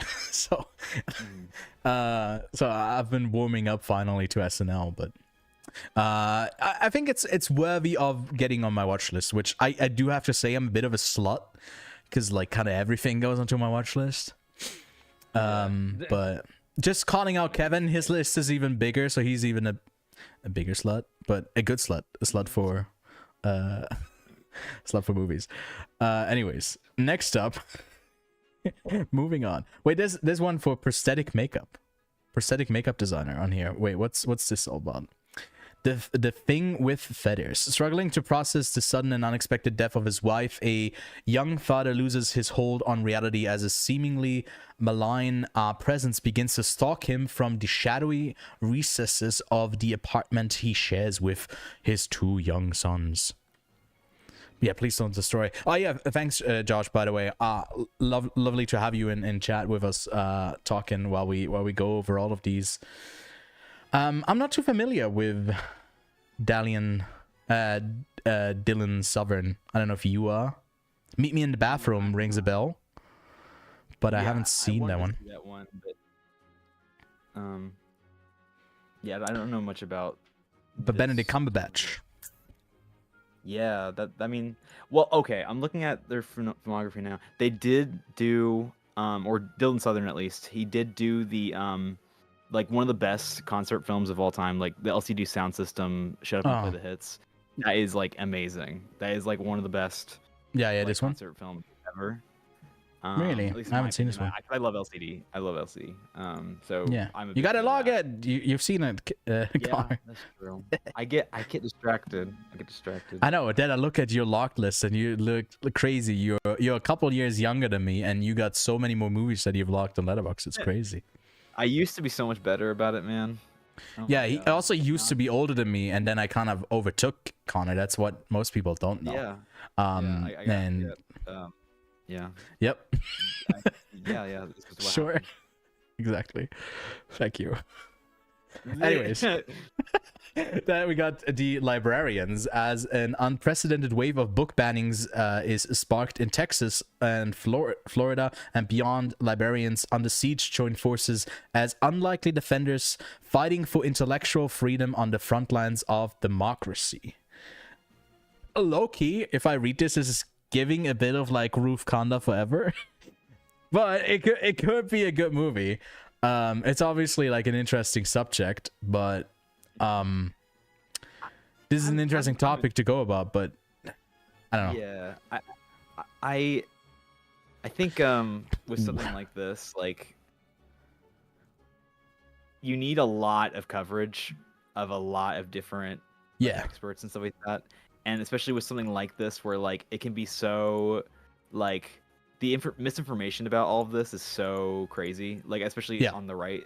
It's like the oh my god, the complete disregard for like any context for what books are being banned, like what they mean to people, why these books are even in school environments. Like I feel like there's so many questions and so many factors that come into play that a lot of these like bigger figures and representatives that want to ban books like don't really understand.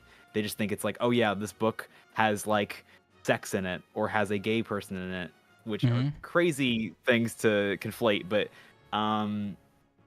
they just want to ban it entirely. So I feel like I just with something like that, with something as serious as that, I just would want it to be as like mature and I don't know why I almost like confrontational, but I kind of needed to, because it was something like this. I feel like you need to have a pretty firm stance on it, and not just be like an observational kind of thing. I don't know. And it could very much be just that, right? You just like fly on the wall. You see, as they basically, you want to showcase a story where either it's like this wall that they have to go up against that is super frustrating, but they persevere through, you know, being in the right in their mind, of course, and also just like being on the right, not being on the right but being right in that way,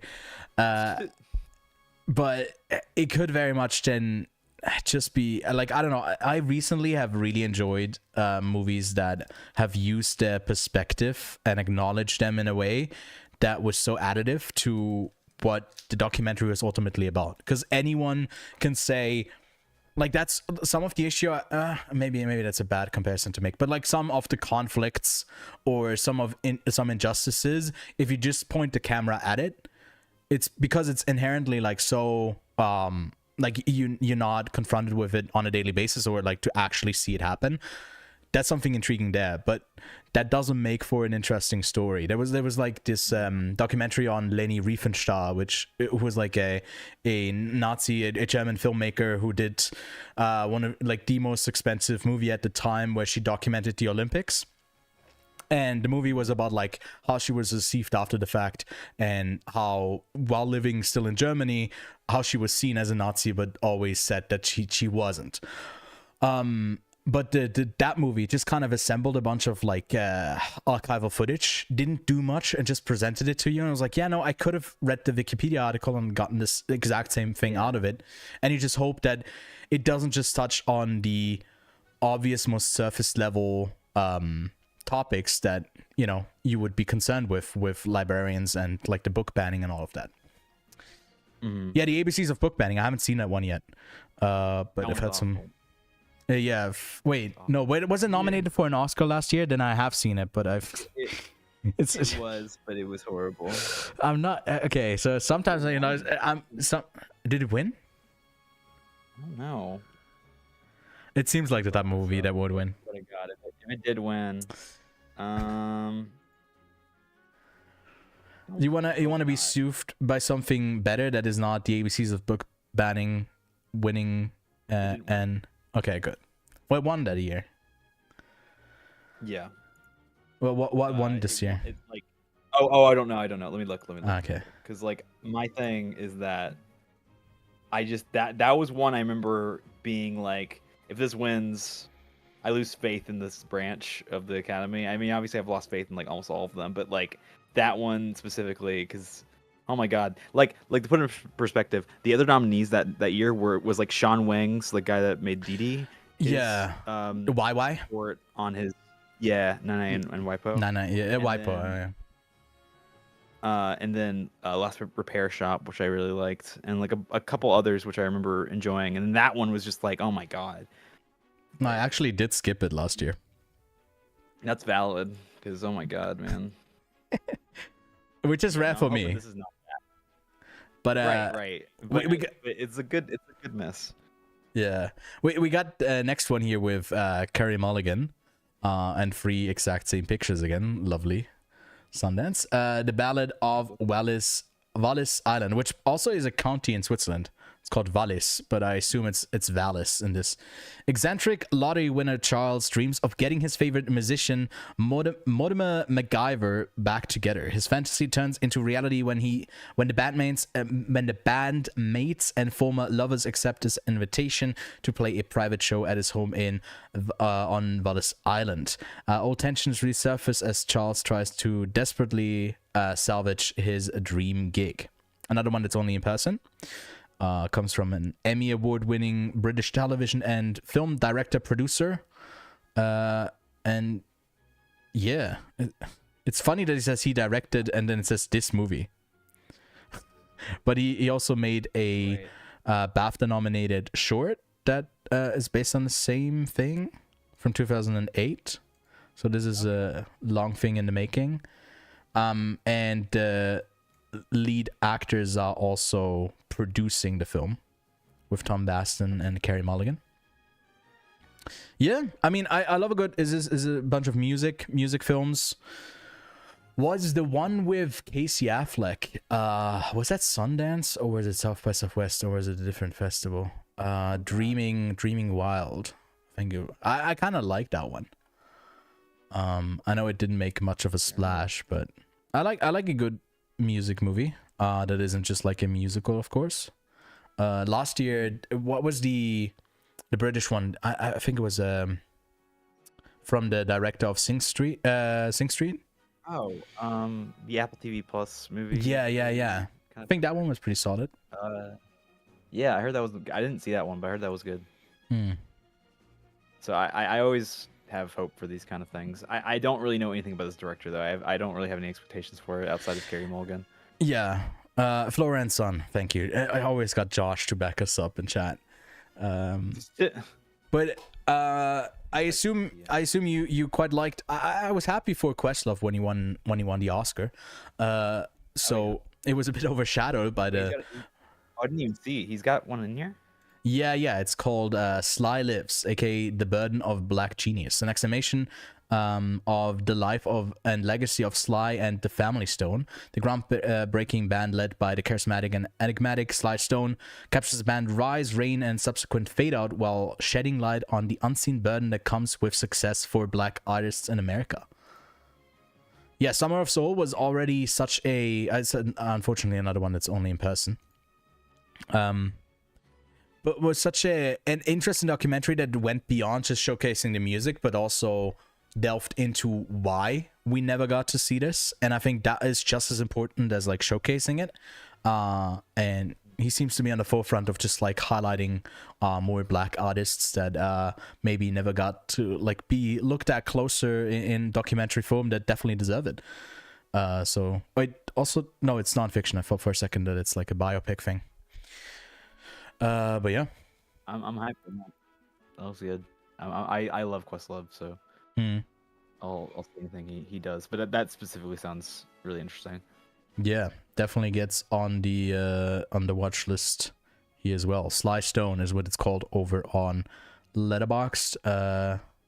It's a bit different, but we'll see. Maybe it changes. Then Sally. Okay, what's this one? It looks like a young filmmaker. Emmy Award winning director. Okay. She done some TV then?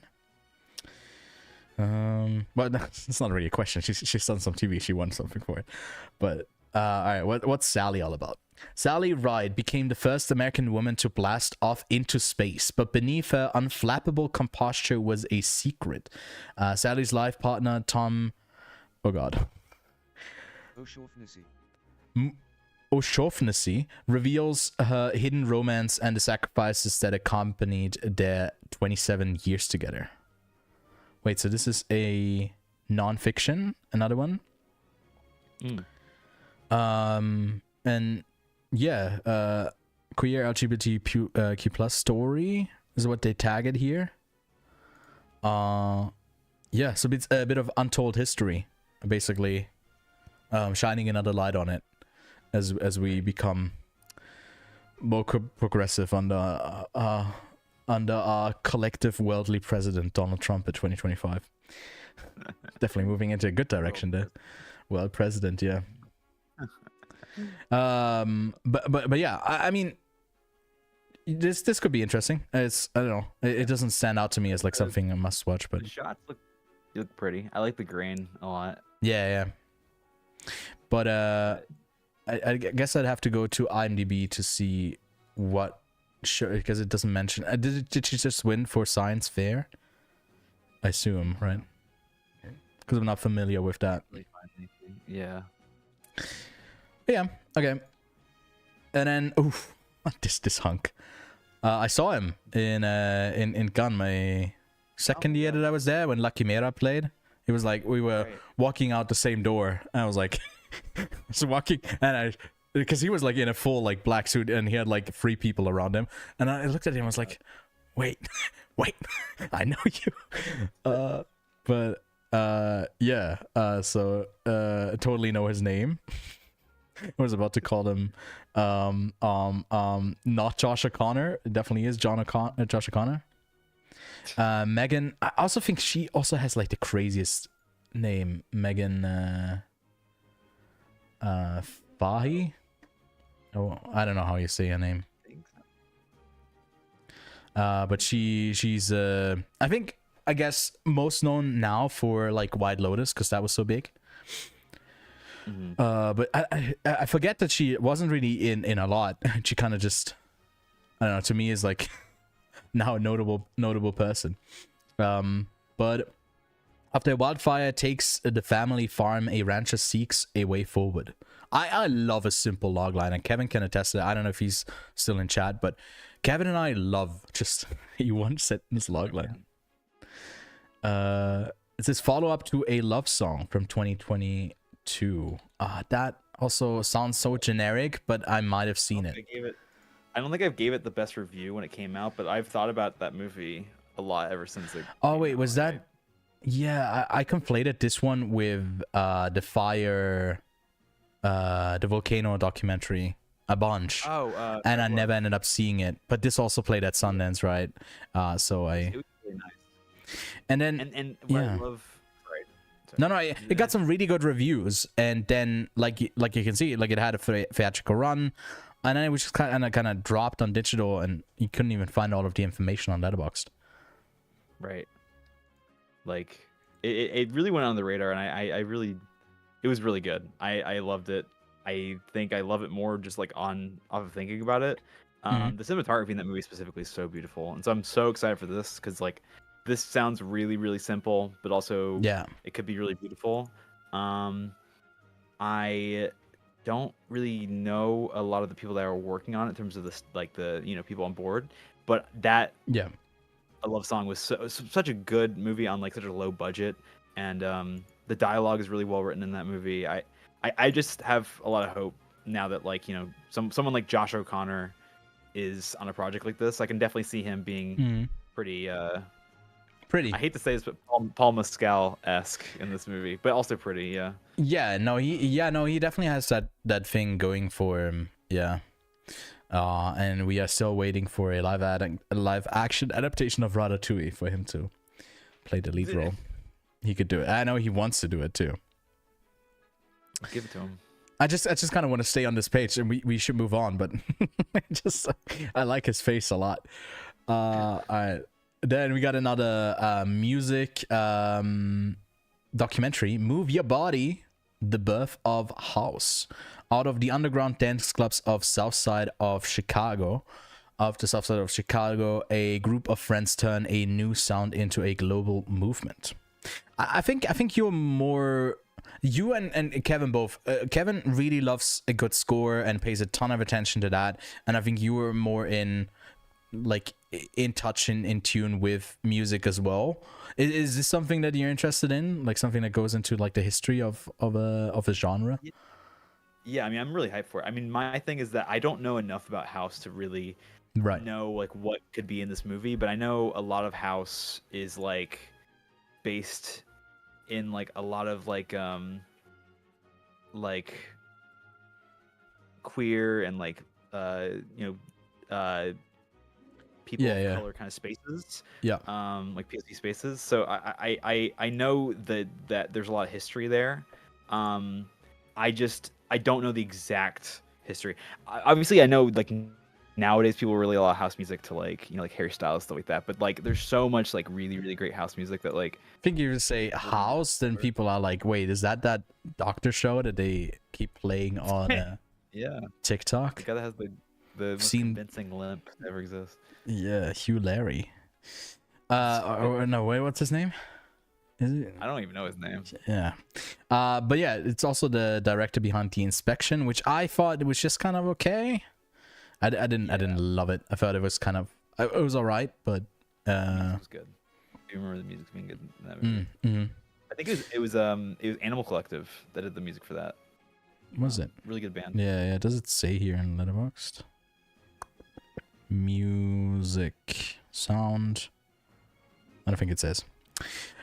That's also like one thing that I don't love about Letterboxd while I have you, is that I guess here it says on night 24, but a lot of them that are like co-produced or whatever, it doesn't, even though like they are, it sometimes doesn't say that when they just do the distribution, when they don't do the actual production. And I think that would be a nice thing for them to add, but I feel like it would be a hassle too, especially internationally, because it changes. But yeah, but it'd be nice. It'd be nice. It'd be very nice. I mean, they added a thing that was something that they're profiting off, which is like the show times for some markets, some English markets. Oh yeah. Because they get a percentage of when you buy a ticket.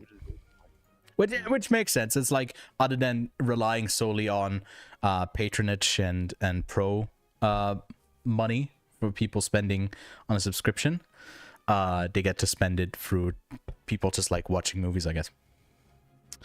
This looks like another documentary, Middletown. Inspired by an unconventional teacher, a group of teenagers in upstate New York in the early 1990s made a student film that uncovered a vast conspiracy involving toxic waste that was poisoning their community. 30 years later, they revisit the film and confront the legacy of this transformative experience. That is interesting. Also, Josh, I saw that you said that like you hope that a ton of these are coming to London Sundance. Isn't that not happening until like August or something? Like doesn't take quite a bit until that happens? But I guess you're patient. But yeah, this looks interesting, right? It's not a one that's going to be available online. Yeah, I mean, Girl State, Boy State. Yeah. Yeah, but like they're them being involved makes me really excited. Plus, like I think something this expansive in terms of like what they're covering, I feel like automatically gets me pretty interested, especially with the concept of what you just read. Like that's pretty. Yeah. Cool. Yeah. Because like a lot of added layers, right? Yeah, they're real. Those directors specifically are so talented with like interviewing like young people and like just being really like intimate with their subjects and like having them be able to tell their own story without having like the director really like, you know, be the intermediary. It feels like the film is like directly communicating with these subjects rather than like there needing to be like another voice involved. And so I'm really excited for them to like dive into something like this with the amount of really good investigative journalism they've done in the past. Yeah, it feels like what we discussed earlier with documentaries, or specifically what I brought up, that you want them to be in a way sort of involved, while not just like obviously not over guiding you in what should be the outcome, because then it would be like in a way pandering, or they would try to, I guess, manipulate you in a way. You want it to feel like sort of authentic, and what they did, like I think they shot with like a whole bunch of people, right, for Girl State and Boy State, and then just kind of use the storylines that made sense to tell the story. I think they shot with more than like they actually like showcased in the end, but at some point they did focus in on the storylines of like who they went with, but they seem to be like knowing what they're doing, which is great. And I will be checking out Middletown because that is also available online. And what else we got left? Lurker, Alex Russell, who was writer and producer on Beef and the Bear. A retail employee infiltrates the inner circle of an artist on the verge of stardom. As he gets closer to the budding music star, access and proximity become a matter of life and death. What? I've also seen both of these actors before, but yeah, I couldn't place them with their names and what they've been in. But I know Archie only because of Midsommar and Saltburn, I guess, in Saltburn, and Gran Turismo. He annoyed me so much in Saltburn, but I also didn't like Saltburn, so maybe that didn't help. I didn't like it either, but he was supposed to be annoying in Saltburn, so he did his job. Yeah, so he did. Yeah, that's good. That's true. And also from the hit movie Heart of Stone. Yeah. No, what were you saying? Oh, sorry, someone came in the room for a Nah, second. okay. No, I mean, I think with Archie, he definitely needs a director that like knows what they're doing. Because I even with Oh, like Gran Turismo, I felt like his performance was kind of like serviceable with what he was given. yeah. But with this, I do the writer director involved is obviously really talented. Mm-hmm. I hope that he's able to like give these actors like a lot of good material. What's It sounds like this? it's pretty interesting. But obviously I don't know like if like going from like TV to like a feature length movie. Sometimes the transition's kind of awkward, especially with Yeah. stuff like the Beef and the Bear, which are pretty short episodic kind of shows in terms of like them being like 30 maybe 40 minutes. But Yeah, Josh also brought up that Lily Collins is executive producing.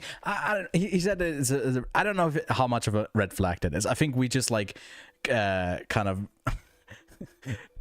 Lily Collins equals Emily in Paris, and then you're like fuck off. But I don't know. She was pretty good in Mank and had some decent performances, I think. right. So I don't know. I think that's just like a moneymaker that like why would you not do that? I feel like she enjoyed also- yeah, sorry. No, I feel like she also like with these kind of actors that have these executive producer roles. I don't think they have as much of an effect on like this kind of stuff as they do like the TV shows they work on. So I don't know if that would be like the biggest red flag ever. I think maybe her involvement itself, like the fact that she saw this was interesting, might be like a red flag to some people that don't like her. I don't think she's the worst. Like you said, she's good in the Yeah. movies that some of the movies I've seen from her. So I'm not, you know. It's yeah, I don't dislike her at all. I just don't watch Emily in Paris as it's really not made for me. Although I did watch the first season and was very annoyed. So maybe I would feel differently if I hate watched it, but then it's like what are you doing with your time? But I thought he also worked really well in Never Really Sometimes Always. He was like the guy who was trying to hit on Talia Ryder. Like the one early in the bus, and then they connect back with him in the in New York City. And obviously, as you can see, three times locked, 4.5 stars. I fucking love Never Really Sometimes Always. Was in a pretty weak year, I guess, overall in 2020. That was my favorite film of the year. But what's Eliza Hittman been up to? I don't know. Mother Love is her next project. Hopefully we get to see that soon. Hopefully. But yeah, all right. Final few. Magic Farm. From Amalia Ullman. I love how none of them have mentioned like the birth year and for here randomly. I guess they get to put it here themselves. I remember El Planeta, and I don't remember it fondly. I really like that movie actually. It reminded me of have like, to a lot check of, what like, I older Bomback stuff. right. Kicking and screaming and stuff. Yeah. They're kind of annoying, but like with older Bomback stuff, I kind of get the same vibes. Like when I'm watching Squid and the Whale, like I get the same vibe. Like I don't like those characters in that movie, but I still find that movie really, really engaging. Yeah, I was definitely an outlier with not liking it. I think a lot of my, obviously you give it 3.5. There's some other people actually loved it way more. I think it's one of those things where like when I watched it in the huge like list of movies I was watching in that week, it was like kind of like a gem for a little bit. But Fair, having yeah. seen, I think it was the same year that I had saw like After Yang, so I'm like, I think After Yang kind of screwed up my perspective on like all the other movies I was seeing, because like that was like the best thing I've ever, like one of the best things I've seen in a long time. Yeah. And like that's one of the things about Sundance a lot of the time, with especially online Sundance, when you're like watching them back to back, you're not even like walking from theater to theater. You can kind of like get absorbed in the fact that like, when you watch a banger, like an actually like really, really good movie, going to another one that's kind of serviceable or even just like good, can kind of like mess with your experience of that, depending on like how many you're watching a day. I mean, in one of the years, the year that they did it, I think it was in 2021 when they did the all online one, where you could get, I think for $400 you had unlimited digital passes. And I watched I think like 70 movies. Crazy. and I just like I did it nonstop. I think I slept for like 6 hours a night and just like watched them all back to back to back to back. And I feel like I didn't, a lot of those didn't stick in my mind as much as maybe they would have if you're given it to space. Like you walk out of the theater and you talk about it a bit more. Right. Which is, I understand why they want to get back to making it mostly in person. But they've opened Pandora's box. But the cast: Simon Rex, Chloe, how do you say her last name? Sevigny?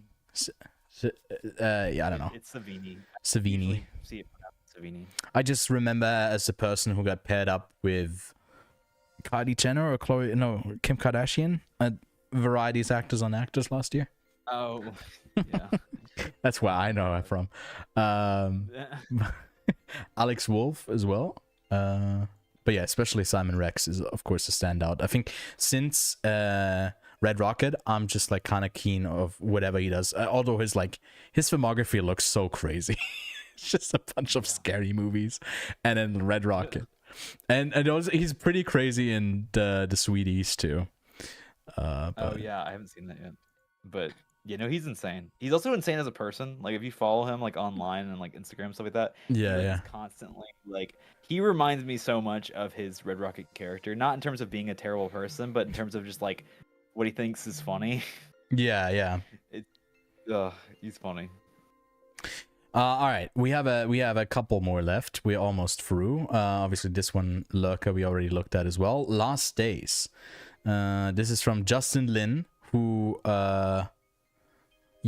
is crazy to go back to this after he did a bunch of like Fast and Furious movies. But I guess he's knocking one out that's for the boys. I guess not for the boys, for the Sundance people.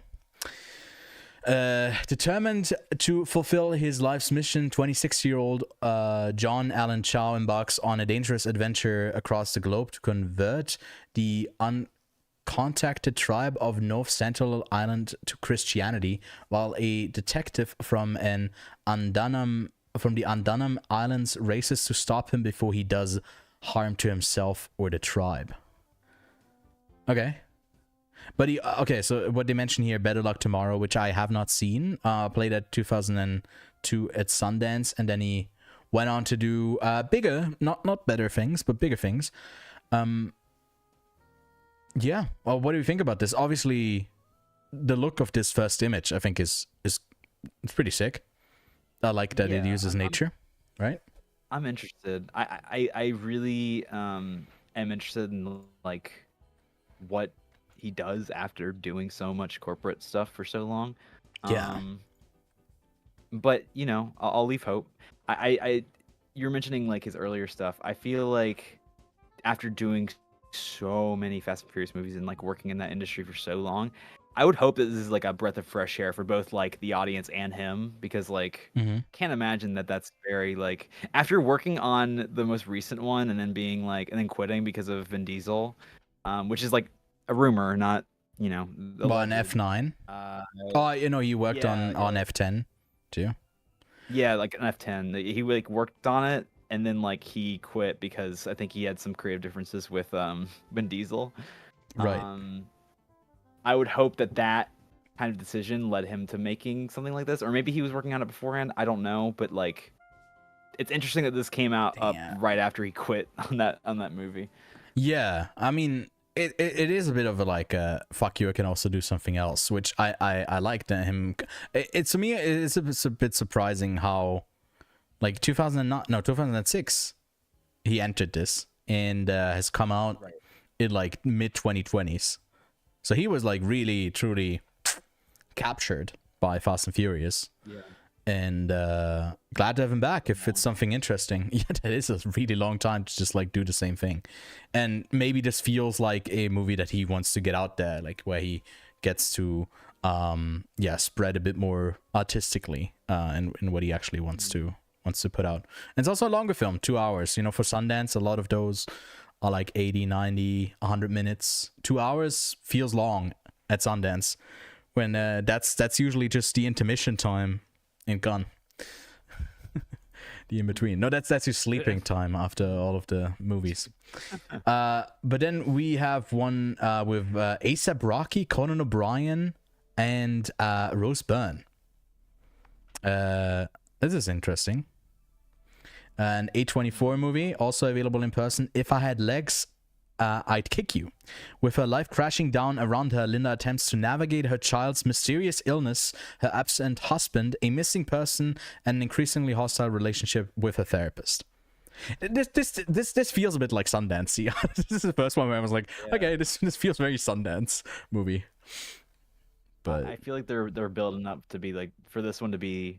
Is it what category is this? It is a comedy, drama, fiction, science fiction, thriller. Right. Okay. That I can imagine that this one's gonna be the one that a lot of people are talking about when it first comes out. I don't know if it's gonna be super hyperbolic. Yeah. But like, I can definitely see. Oh, that Safdie brothers are producing it. I did not see that. Oh yeah. I might have mentioned that. All right, Josh Safdie. No, I didn't say that. Okay. That's super. I guess I'll add it to the watch list. Oh no, another one to watch. Although again, a lot of these are all in person, and we won't be able to see them. Is what it is. This next one is online though. Heightened Scrutiny. This is another documentary. Amid the surge of anti-trans legislation that Chase Strandio battles in the courtroom, he must also fight against media bias, opposing how the narratives in the press influence public perception and the fight for transgender rights. Easily, I'm already interested in this. I think I'm always kind of keen to see more stories that focus on like a more like progressive gender view, and it's also from Sam Feder, who did Disclosure, which I have yet to see, but I've heard many good things about it. I don't know if you've seen Disclosure. No, I haven't seen it, but I've heard really good things about it. But yeah, that one's over on Netflix, so it should be really easy to see. But yeah, I'll definitely be looking at that. It's always interesting to like I guess then look at Heightened Scrutiny, you know, under that's what I found so interesting about Black Box Diaries, that it wasn't just about the act or like the justice or going after it, but also what it does to you, and to open up that way makes it you make yourself even more vulnerable by making a movie about it that, you know, focuses on that. So I admire quite a bit. Then there's another documentary, Free Leonard Peltier.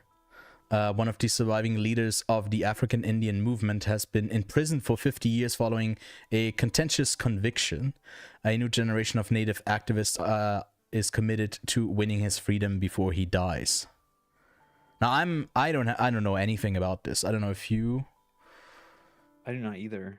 Yeah. I did add this to like just my anticipated or my watch list because I do really think that this is important, especially considering like Sundance as a film festival is so like dependent on like wait. acknowledgement. I'm so sorry, but the director David France did Welcome to Chechnya, which I thought was that year's best documentary. It was so good.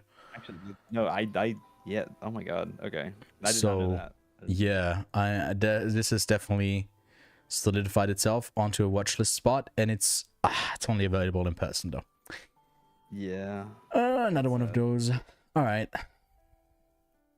Hopefully, yeah. We hear some good things about it. I mean, that sounds super.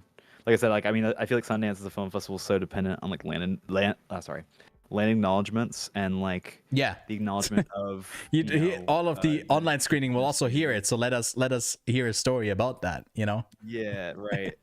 Like it's they put up all these land acknowledgements for like the indigenous communities. That like, you know, are in Park City and around like Utah and stuff like that. But like, it's kind of tough for me to see a lot of movies about like actual indigenous communities that come out of Sundance, because a lot of the time, especially stuff like Fantasy Dance, that movie didn't come out for so long, and like I feel like the just kind of came out of that movie. Yeah, like it had good press, but it didn't make a splash. I ended up but, watching it. Didn't it come out on Apple TV Plus? It did. It did. Hmm. I think I might have bought it like pretty soon after it like. I wish they allowed VPNs, dude. They did early on, I can Yeah. tell you, and it did work. I had a workaround. I will tell you this. But I know someone who is accredited, and last year that's how I got to see Diddy in a couple more films. The thing is, I don't have. He watches the movies with his girlfriend, so I have. That's why I didn't get to see A Real Pain last year, and it was a real pain. So depending on what she wants to see, I get to have second pick maybe, and also I'll be back to see a couple. Otherwise, I think it's going to be very scarce in what I'll actually see. I don't know how much you plan to see, Connor, but I don't want to, because it's so expensive too. I don't want to break my bank over these movies. That's my thing. That's my thing. Like it's literally $35 a ticket. That is man. crazy. Oh, God. And Yeah. like, I think you're saving like a bit of money. If you get the only thing is like if you look at the pass just based on like the measurements, 10 times 35, 350. Okay, I'm not saving any money. But then like you think about the taxes and like the convenience fees they charge you, which is around like $3-4 each ticket. So like you're basically saving like $40, which I think is like pretty good. Wait, where does it say But that? I don't know if I'm gonna. I don't know if I have the money for that right now. If I'm being honest with you, we'll see. Yeah. The Big online brains. pass is right. It's $35 for 10 screenings. Short films, honestly. 350. Sorry, yeah, 35 per Oh my film. God, did it Then just sell it's the out? same. I think it just sold out. Yeah, they sold out for the online ticketing Oh my passes. God. Okay, I didn't even have the chance to think about it or make money. Okay. Yeah, I mean the only thing that I guess you can get it to me it just makes so little sense to sell these out other than for the capacity of a server side issue. Yeah. But then $35 a ticket, I feel like they could afford to invest a bit more in the in that. But they also don't even have the awards package up right now. No, yeah, they're waiting on that one. Or maybe if they don't do that. That'd be crazy. God. They don't have it up here for the in-person as well, so Yeah, that's true. it will definitely come. They also have the program. If you go to the selection, then it does say that a couple of the wait, hold up. Oh, you're right. The That's categories will be added later on. The awards thing. I think it's. Can I see it here?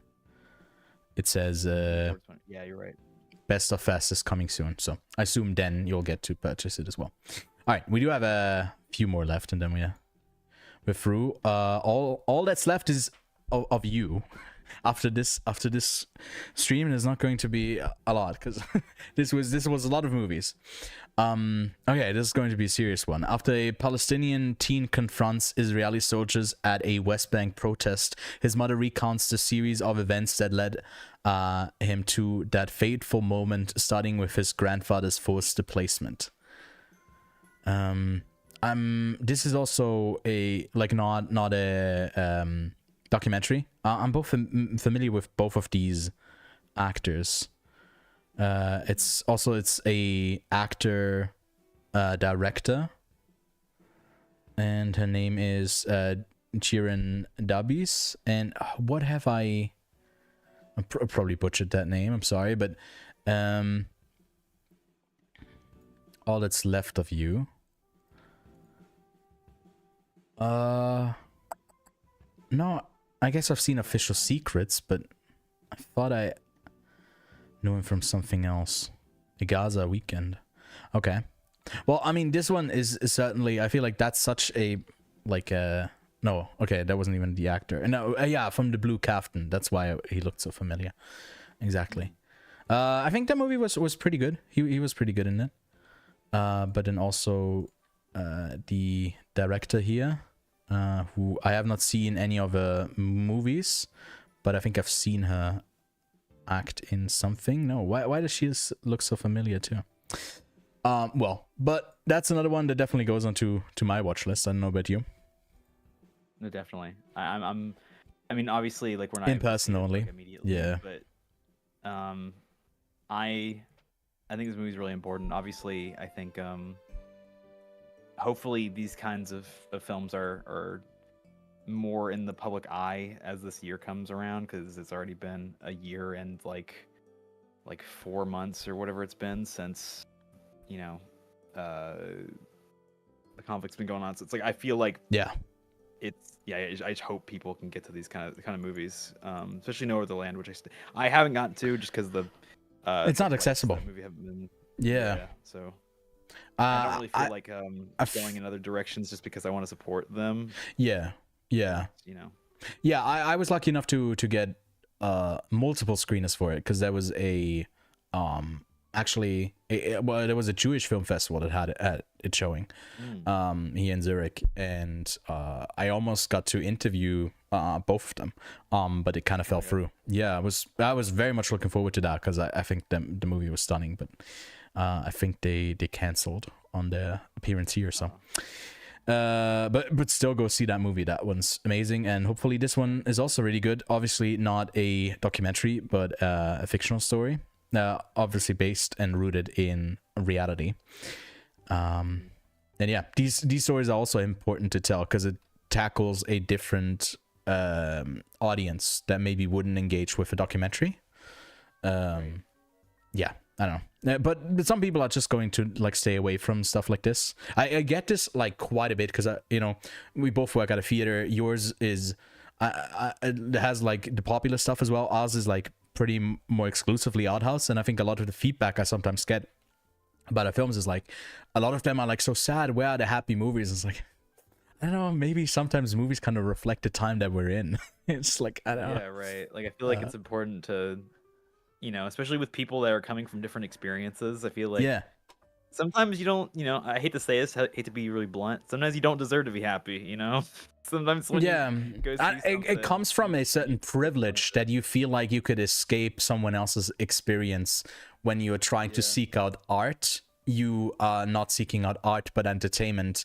And those things often overlap, that like if you scoff at the entertainment part and you want good entertainment that would also be considered art, a lot of it is often rooted in pretty devastating realities, and yeah, you just can't really, you can't have both, and I think this is the last one here. Deaf President Now. During 8 tumultuous days in 1988, the world's only deaf university at the world's only deaf university, 4 students must find a way to lead an angry mob and change the course of history. This one's also available online. Yeah, okay. I would love to get Now, if Kevin's around. Wait, I should message him, because he's hard of hearing. Obviously not deaf, but would be interesting to hear his thoughts on like what he's interested in the lineup here. But I'm not too familiar with the director. Me neither. Station 19. As an actor, I guess, maybe. Apparently made I thought, okay, I'm stupid. It said Oscar nominated Audible. Yeah. Like it's talking about the film Audible, but I thought it meant Audible as in like the platform, the Amazon thing. Yeah. Ugh. Sorry. Yeah, I mean, and also I think the co-director here, Davis Guggenheim, Academy Award winner, includes documentaries of An Inconvenient Truth, Waiting for Superman, It Might Get Loud, and films for President Obama. And he executive produced Summer of Soul and Boy State and Time. Okay. Yeah, I mean, I think what you definitely find in this whole Sundance lineup is a lot of precursors of people who have established themselves in the industry. And I don't know if that always leads to, like, you can be adjacent, right? We talked about that with Molly Gordon. You can be the friend of someone who's in the industry, and then through that get to do you, and you might as well just be as like, it's not always nepotism. It's just sometimes a spotlight for people who don't get to have that otherwise. But sometimes you do get to pretty same-ish movies. I think that criticism towards Sundance, that it does kind of feel the same, is obviously felt at other festivals. but it still feels a bit more homogenous because there is an overall bigger focus on American film, with about 20 coming out of documentary and drama competition, but then also a lot of the premieres, rarely any of those being international. And you get most of the international stuff out of I guess the like international drama competition. But also a bunch of premieres. I think about like a good third of them were documentaries, if not like if not a bit more. So that's interesting. Did we miss any of those? Yeah, Western documentaries. Yeah. I mean, there's one specifically here that's called Vision du Réel in Nyon in Switzerland that is exclusively a documentary film festival. And some of that, like, sometimes I get frustrated with festivals like Sundance because their accessibility is at the forefront. So as an like industry representative, it doesn't matter if I work for press or for industry, but for industry even a bit more, I just get access to their whole library of all of this stuff, even some in production stuff. And it's just like that to me is like I don't know why you would gatekeep as much of the press around it, because I don't know, unless you feel like the journalism around it would be ill-conceived, or like, I don't know, would be just exploitative. I don't get why we don't have to give a spotlight even more to some of these films. Obviously, we don't have like a huge audience, but still to like provide a space where at least you talk about them is super valuable. And I think those are fading. And with not getting access to a festival like this, it's also fading away from our little fingertips, and they take us all our money. But yeah, we can't complain. We get access to some other stuff, some other pretty cool stuff. But it is a bit frustrating this year because I was really looking forward to. But in spite, I will cover a Swiss film festival that's happening at the same time that is only doing Swiss films. And Kevin was already concerned for me. I was like, "Are you talking about Swiss films? Really? You shit on them regularly?" And I was like, "Yes, yes." Look at me, Sundance. I will have my comeuppance, and no one cares. No, but I just thought like, okay, maybe I got to start more at like the grassroots of, okay, what can I do locally that would actually help a bit more? What could I do here more? Because like clearly. Some of these bigger festivals do not give a flying fuck about that sort of international accessibility, which is a pity, because like I think I'd say like 80% of these movies are never going to get a theatrical run in Switzerland, and that is so disappointing. And I like, you know, obviously giving access to press around here that would cover them more would help with that, even if it's like a small reach, because we're a small country, and I assume that's the same if you look at any other international press people who try to attend. And yeah, is what it is. But I'll keep updating this list. It's pinned in even after the stream has ended. If you want to check it out, also link below is the website for Sundance. And I guess if you want to get tickets, you can only get the if you're still going in person, maybe you can, but the online ones, the package at least is sold out, but it's not even a discount that you get if you get single tickets. So there's really no reason other than pre-access. If some people were to do that, I'm definitely doing it. What's so good about their pre-sale is that for East and West Coast of the US, they have a pretty reasonable time, not midnight or any kind of like, you know, really, really late or early time. For East Coast, I think it's 10 a.m. and for West, I think it's 6 a.m., which is not too bad. It's not too. Sorry, Kevin just said, "Surprise, surprise, man! Yap for 3 hours about a movie festival." Yeah, no shit. It's what we do. I have yet to edit our Ghent and Zurich festival recap. Those both happened in October, and I'm on my break from editing. That's why I'm doing this right now. This is my break time, talking about movies with Connor here. Yeah. With you, it's work, Kevin. With Kevin, with you, it's work, Kevin. With Connor, it's pleasure. Thank you. No, yeah, I think we'll stream a bit more, not just because we unlocked, like, I think now people can, if they want to, what is it called, supers or whatever in our chat. You get to do that now, and we might even do some membership stuff. Honestly, all of you, everyone that's watching here, go join our Discord if you aren't already. We try to be more active there. We want to do a bit more watch parties. Don't say you to me shouting out memberships, Kevin. You would profit from those as well. It would, like, honestly make it possible, you know, for us to afford like some of these festival tickets, because we do all work like kind of part-time or full-time on the side. And yeah, we would love to inch closer to not just covering our asses with some extra work at our actual work, to get to talk about films to you. So yeah, next year we'll definitely be taking a look at like some easy membership stuff. If people are interested, you can support us there.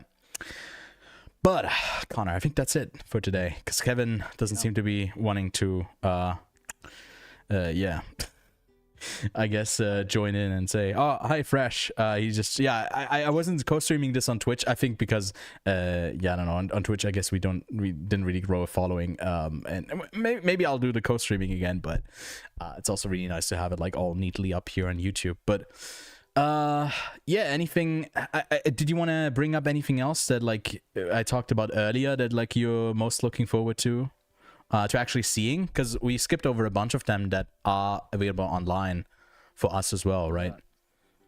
Yeah, I mean, like I was saying in the chat a little bit ago, I think my most anticipated, and I really hope people check it out, is Black News. That one looks really, really, really, really good. It's produced by A24. Khalil Joseph did Lemonade. He did parts of Circus Maximus, which is Travis Scott's album movie thing. He did Good Kid, Mad City, the album film for that. He did the album film for Sampha's Process, like a lot of really cool stuff. And I think the live exhibit, I would look up stuff about it. It's really, really cool. A lot of cool videography and stuff. I don't really know if I want to, because the only other thing I would shout out was Omaha, and I just am really excited for John Magaro to get more work. But like Black News is really my top priority that I would recommend to like a lot of people that are getting any tickets. Yeah, for sure. I don't know if I have like an actual favorite. It's just you can also select it so you can see what's available online, so you can kind of have a look at what did you even get to see. Kevin, we could also, yeah, as you saw April, we can rewatch that. And you're right, Fresh. I think there's also some news coming regarding our news segment on the podcast, but I'll spare you the details today. But I might have a thing where that more regularly happens on Twitch, where we actually get to watch some trailers live instead of on a podcast. But I mean, Coexistence, my ass, could be an interesting one. I think a bunch of the documentaries look quite interesting to me. I'm a bit sad that like That Lover is one of the few ones from the midnight section that we'll get to see. But I don't know if you saw this one, Endless Cookie. It just looks so crazy. No, I did not see this one. Okay, wait. Let's have a quick look at it. It's like it's the only animated one in the lineup so far, and it's basically like this crazy tale of like two people, Toronto, and then one from an indigenous community that are basically like communicating with each other, and I just like said I was sold on this picture. I was like, yes, I will try and see this. This looks fucking crazy. But yeah, it's also like set in the 1980s. What else was there? I think a bunch of the documentaries like Heightened Scrutiny, How to Build a Library, It's Never Over, Jeff Buckley. I'm happy that Jimpa will be available.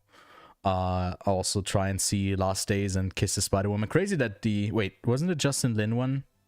That's available online? Crazy. No. I don't think then so. It's in the wrong category here. Yeah, okay. Why does it say it's available online then? Sundance, fix your website.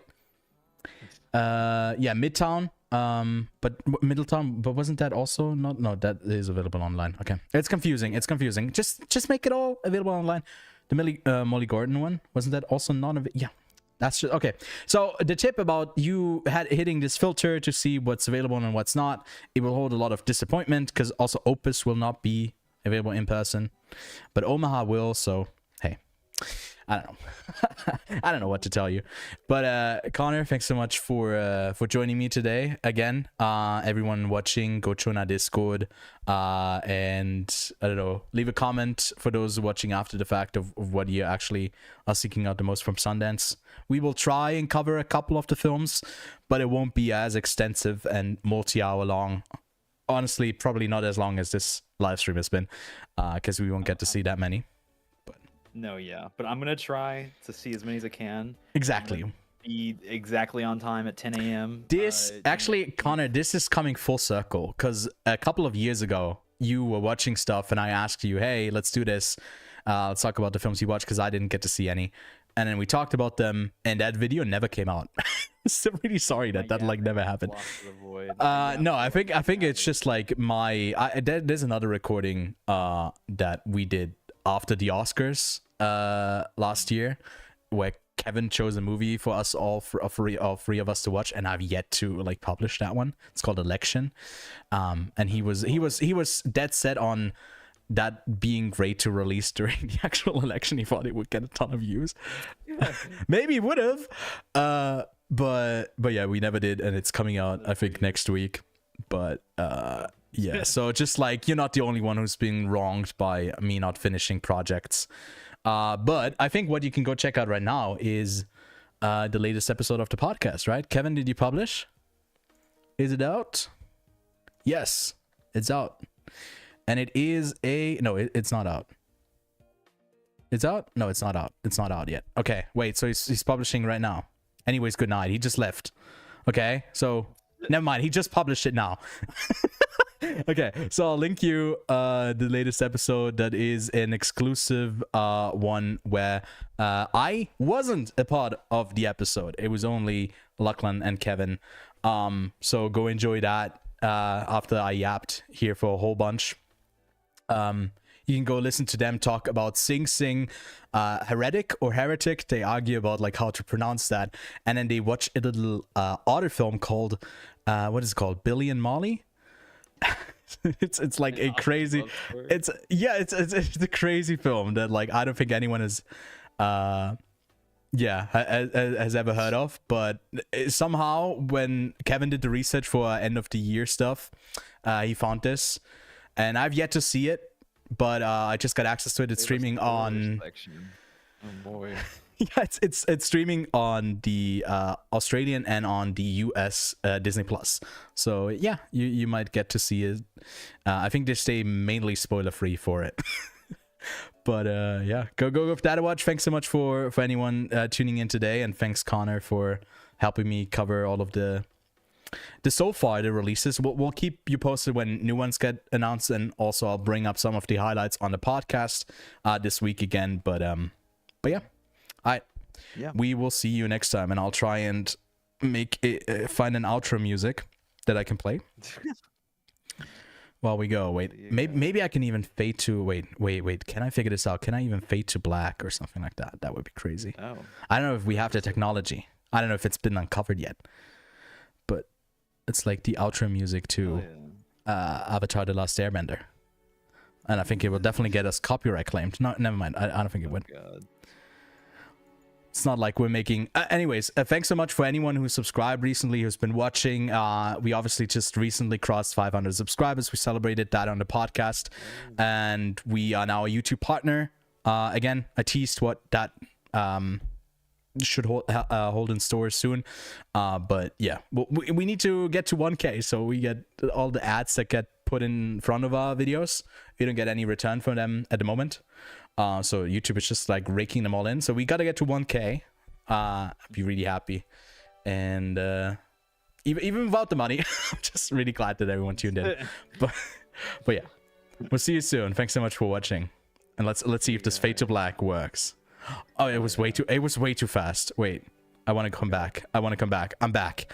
Hold up. Let's give this like it's 10 times longer. This is a professional stream, by the way. Professional podcast. Ooh. Oh, it's so much slower. Oh my god. Oh. Connor, I'm fading. Oh my god, no. No. Goodbye. It's got you. Oh, and the music peaked. All right. Goodbye, everyone.